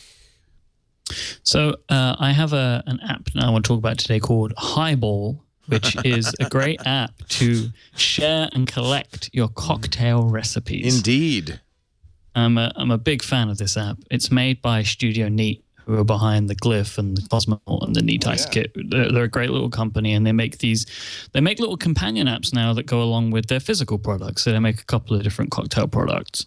So you can create your own recipes. They have some ones in there that you can find, and you can change all of the ingredients. You can change all of so you can put the names in, but you can also change like the measurements and stuff that you want to add. They have a great way to add a little drink image. Like you kind of get to choose from different elements of a drink and stack them up together to make a nice little image as you see on the page. Yeah. Yeah. It's very nicely designed. It's like clear a little bit. Yeah, it is. It's got that kind of it's got a nice playfulness, but it's like really flat and just nice colors and stuff. But my favorite thing about this app is once you create the recipe that you like, you can share the recipe card on social networks and stuff like that. And if you see somebody, like you see it on Twitter, they've shared their drink, and you take a look at the drink, you can save the image that they've shared on social media, open Highball, and it will import that. If you can open the image like from the photo picker, and it will then import all of the ingredients into your recipe book that you can then go in and amend. Nice. So they use QR codes and all that magical photo scanning stuff. So you can end up with, you can share them with your friends, and then they can save your recipes and stuff like that. It's a really cool app, and it's free. And if you like any kind of mixed drink, it should be something you take a look at. And who doesn't, after all? Indeed. It is free. Highball. Share and collect cocktail recipes. Available for, it looks like iPhone only, yeah? iPhone. Yes, iPhone, yeah. Who wants to bring an iPad to a bar, though, really? Let's face it. Thank you, Myke. Great to have you, Myke Hurley, Relay.fm. Rene is going to share his Jones. Yeah, so I've got an obsession for bands. I'm not as bad as some people. I've seen some people buying really high-end watch bands for hundreds and hundreds of dollars and using those. I haven't done that yet, but I have got all the ones that you can use with the watch. The floral elastomer ones, these I really like because they're waterproof, and they really do work really well when you're exercising. They even, as Georgia likes to point out, have sort of a concave inside so that it doesn't keep the moisture stuck on your skin. I like that. I thought that was super clever. Yeah. They have leather ones too that I really like. You have the classic buckle here, which really is nice. It's sort of stiff when you first get it. I've only worn it for a couple days, but it does soften down as you wear it, and that gives you a really classic sort of a look. And because Apple has this really smart slug and groove system, it takes literally a couple of seconds, maybe 30 seconds, to swap out the bands. The leather loop we talked about before, it's the stretch pants, like the Milanese loop of bands. And this just goes on both sides, and then you adjust the loop magnetically like you would the Milanese band, and it just locks down. And then you can keep adjusting it during the day. And it's leather, so it feels really nice. It's not waterproof, but it doesn't keep water next to you either. And I've been enjoying that. That's sort of like a casual band. And then the one that Leo and I got originally, which is the Milanese one, which is metal, but it's such a nice weave that it actually feels like material. It's not its fault that it starts to look like an old DeLorean after a few months. No, again, I've had stainless steel watches before, and that's what happens, especially the bottom of the band, which hits your computer or hits the table or the things you're working on. Yeah. And you can get, this is an age-old watch problem, and they know how to fix that at jewelers, or you can get the stuff on your own. I have to say, the watch hasn't done that. I guess it's coated, right? Well, they're both, I believe they're both coated the same. It's just the watch isn't on the bottom of your hand, so it's not knocking against the table and the computer when you're typing. Oh, okay. and all those things. And then, of course, the DLC coded link bracelet, which I really like. You can get it in I don't know if they sell it separately in silver. They might. They don't in black yet, but Apple will tell you it takes about 9 hours to make each one of these because all these links are actually slightly different. The ones at the top and the ones at the bottom, and then the ones that go in between. And I love that I've had link bracelets before, and you actually needed a jeweler or a special set of tools to make any adjustments to them. And this, I just popped them in, popped them out. Yeah. I had friends who wanted to try it. I adjusted it quickly for them. And that Steve Aquino wrote a great article, I think on Mac Stories, about how great it is to have accessible watch bands because he has slight palsy and my mom has arthritis. And because of the loop bracelets and some of the other ones, it's way easier to put on than traditional watch bands have been. So it's sort of really great design that happens to also be really accessible design, which is a nice plus. Yeah, I agree. Every time I got a new watch, I used to make a trip to the jeweler to get links removed. It was a pain in the butt. Me too. So nice. Do you carry links, extra links in your pocket? I put them in the box, Leo, so I have to make sure I don't throw them away. But you carry the box with you, and that way people can try on watches. I've taken them out and kept them very carefully. I haven't ever added any back in. I've just put them back in right away. I have just discovered something horrific. Now that I look at it, my stainless steel, for some reason, the left side, not the right side, is all scratched up. So that you probably can't see that on camera if you're watching. And you can buff that out. As they say on Antiques Roadshow, that's good, honest wear. You can buff that out. Yeah, it's Indiana Jones look, Leo. It goes. Well, thank God. My pick of the week is the black watch that I'm going to get in a month. Now it's a deduction. Yeah. Oh, now it's a deduction. Actually, they said July. But they have been shipping faster. They've been shipping faster than that's like they're sandbagging you a little bit. They're saying, "Oh yeah, you're not going to get this till July. Then you get it earlier." Yeah, they would rather exceed expectations than the other way. Okay. My mom's was supposed to come in June and it arrived in May, so that was good. Ooh. Yeah. All right. You know, the good news is I just got a notification from American Express. Apple forgot. They only charged me $1. So, little tip. Oh, speaking of which, Leo, as much as we were talking about the interaction model before, my mom got her Apple Watch and I was busy working. And by the time I got there, she'd set the whole thing up and she was using most of the features. Wow. And she's mostly an iPad user. Nice. And she went through and just pressed the buttons and followed the directions. And she got herself going, I think, on almost everything. She didn't notice setup activity, but once I showed her it was on there, she set that up as well. The onboarding's very nice. Yeah. We had to, Lisa's watch stopped responding. She has the 38 stainless. So I went through the usual troubleshooting steps. I wiped it, which is no big deal because it's all backed up. That it was not connecting. You know, you're getting the phone with a slash through it. Then I tried to pair after wiping it. Still wouldn't pair.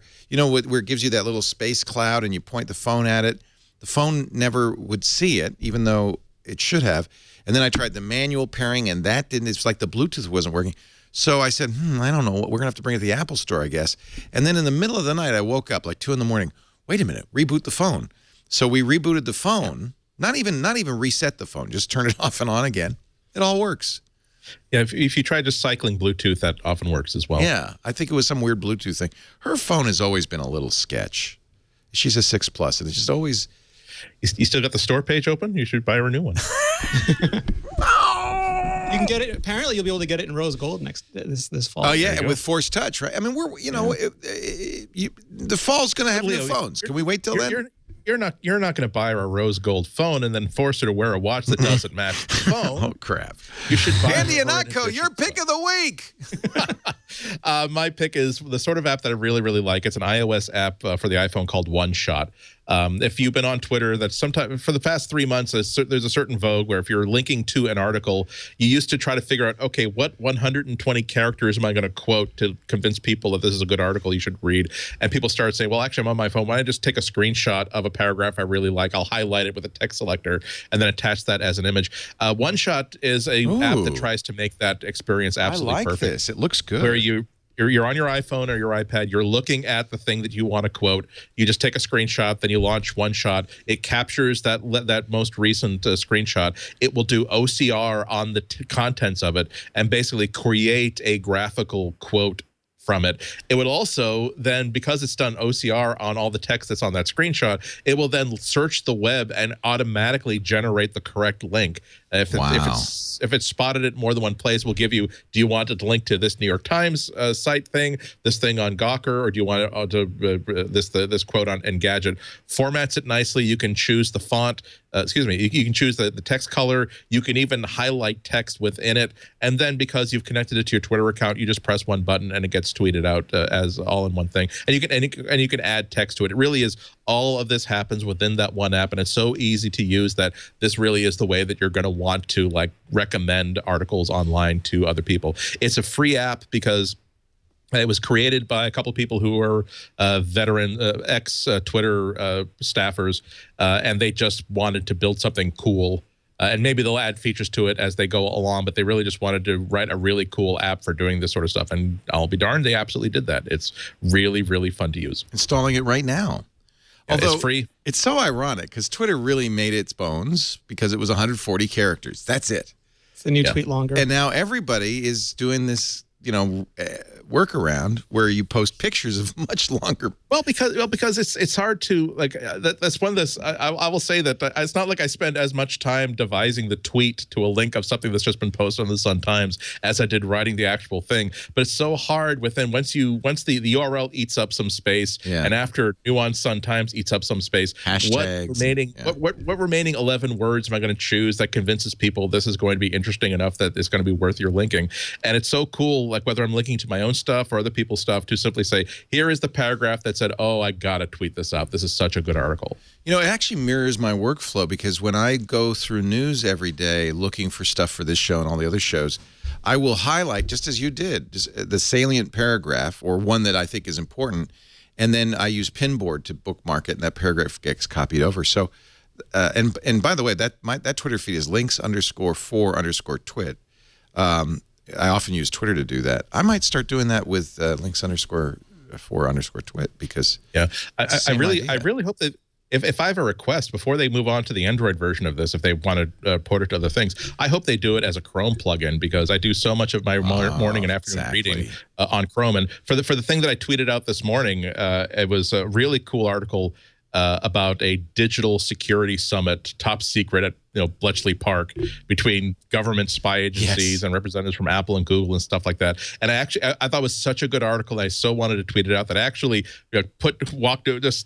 turned away from my keyboard and picked up my iPhone because I wanted to use this really cool app to tweet it out and not cut and paste from this other thing. You actually make an excellent point. This would be a very nice thing to have as a Chrome extension.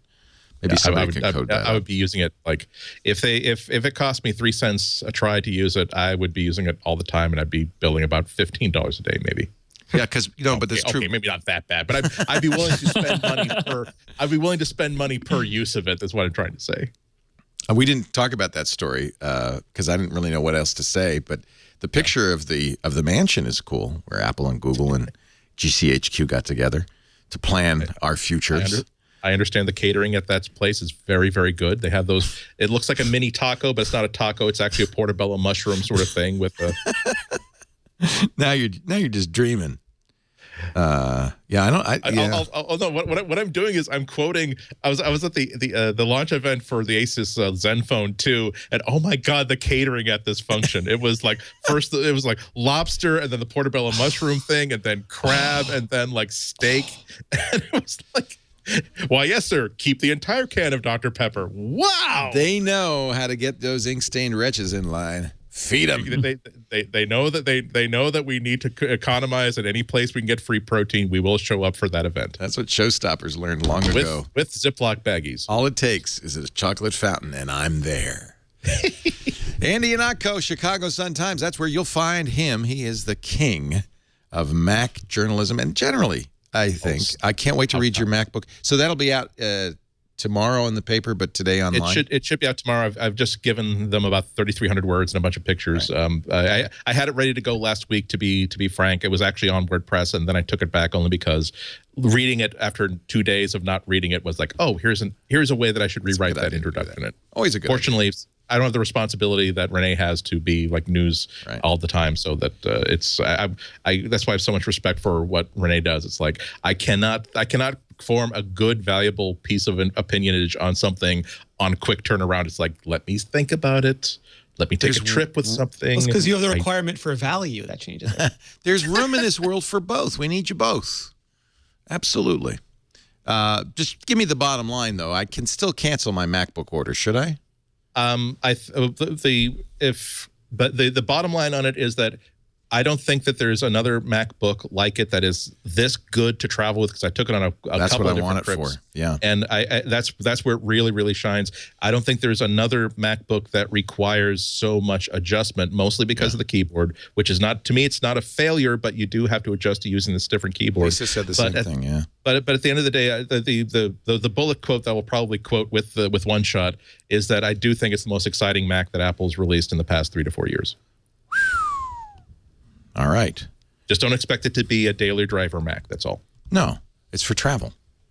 It's a lightweight. Also, for people, whether you're traveling, a 30-minute bike ride to the coffee shop in the morning, or 3,000 miles across the coast to a conference. Well, it's not even close to the 11-inch MacBook Air. It's not even close to the 13-inch MacBook Air. It's better than both of those at that sort of thing. So if you have that specific need and you have $1,300 to spend on that, that's a good place to put that money. Well, as you know, Lisa and I are going on our yearly vacation in about a month. We're going to on a river cruise, and I want to have something like for travel. That looks good. Yeah. That and a black Apple Watch would be just. It's not just that. I mean, on top of it being really, really small, not to open a new discussion, but the ability to simply say, I've got we talked about how bad battery life is on an Android phone. That's the reason why I have the 16,000 milliamp hour, like carton of cigarette sized Anker battery charger. And so when I plug that into the MacBook Air, you can charge it from this device, and you can actually run it. Wow. The battery will not deplete. The internal battery on this MacBook will not deplete when it's plugged into a good high-capacity battery. And so now you go from having 8 hours of battery life to having 17 hours of battery life. And that's like, oh, that's such a great travel. Such a great travel. I took it to show Georgia, Leo, and she has the 11-inch Air, and she was upset first that it was smaller than the 11-inch, but then you open it and the screen has as many pixels as the 13-inch, and it's like another one of those optical illusions. It's just amazing. It's like a TARDIS. I always thought the 11-inch screen was very, very weird. I could never get used to the fact that it's squatter, and also the fact that not only is it squatter and smaller, but it also has that's the one screen that I really can't work with, because I think that 13 inches is the minimum size for a non-Retina screen, or at least for me to be comfortable using it. And that's why I think that it's even better than the 11-inch, even though it's credible to ask, well, why not get the 11-inch MacBook Air, because it will have standard ports and has a better keyboard and it has equally as good battery life.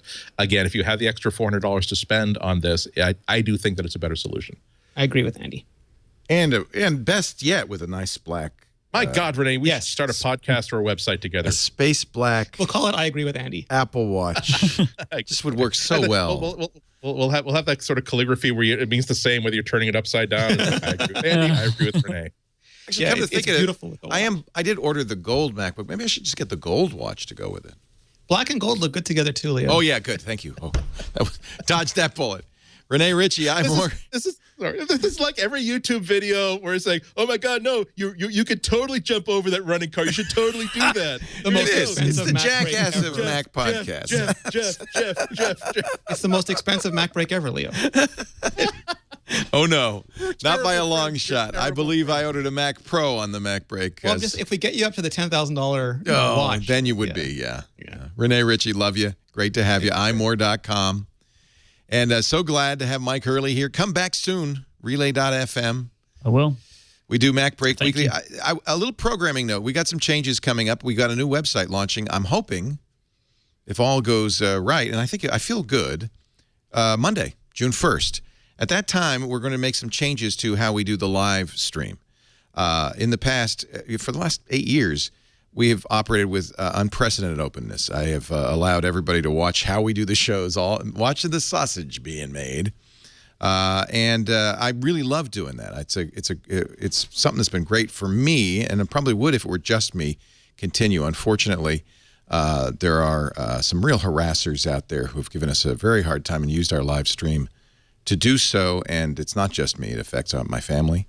my kids, and all of our other hosts. So we have had, unfortunately, decided to stop the behind-the-scenes stream.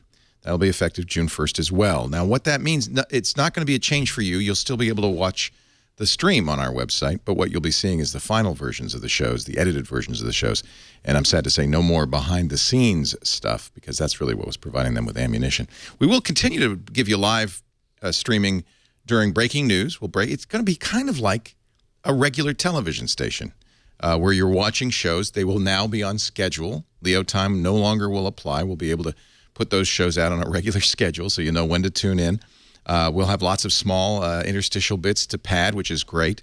Gives us a chance to do some fun stuff. And breaking news will break in just as a television station would and give you breaking news. The minute there is a car chase outside of One Infinite Loop, you will see it live from the Twit helicopter. You'll also get to see breaking news events like the Google I.O. and WWDC. We'll do those live, as always. But it also has an unfortunate side effect. One of the great things about doing live is interaction with our audience, the chat room. That has also been an attack vector for these bad actors, and unfortunately, we're going to discontinue that as well. And I feel like I hate to do this, and let me tell you, it's breaking my heart. But because I know our community, some of our community anyway, loves being in chat, but it's just, it's very hard on our moderators. You don't know the behind-the-scenes stuff they're doing.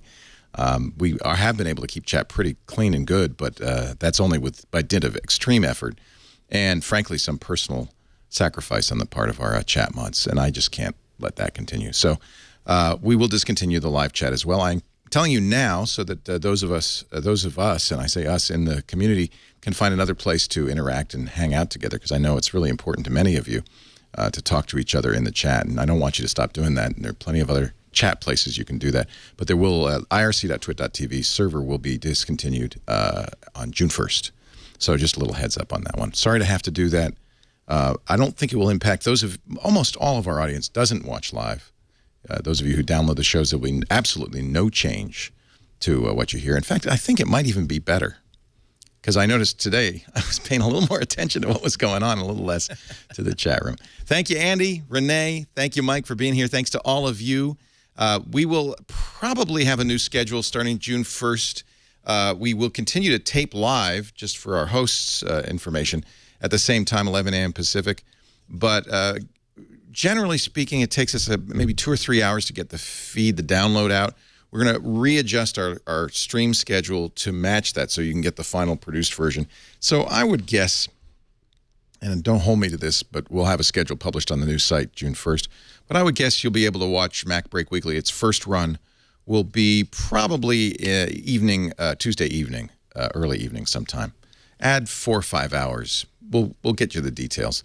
But roughly, for all the shows, add 4 or 5 hours to guarantee that we have a produced version available for download.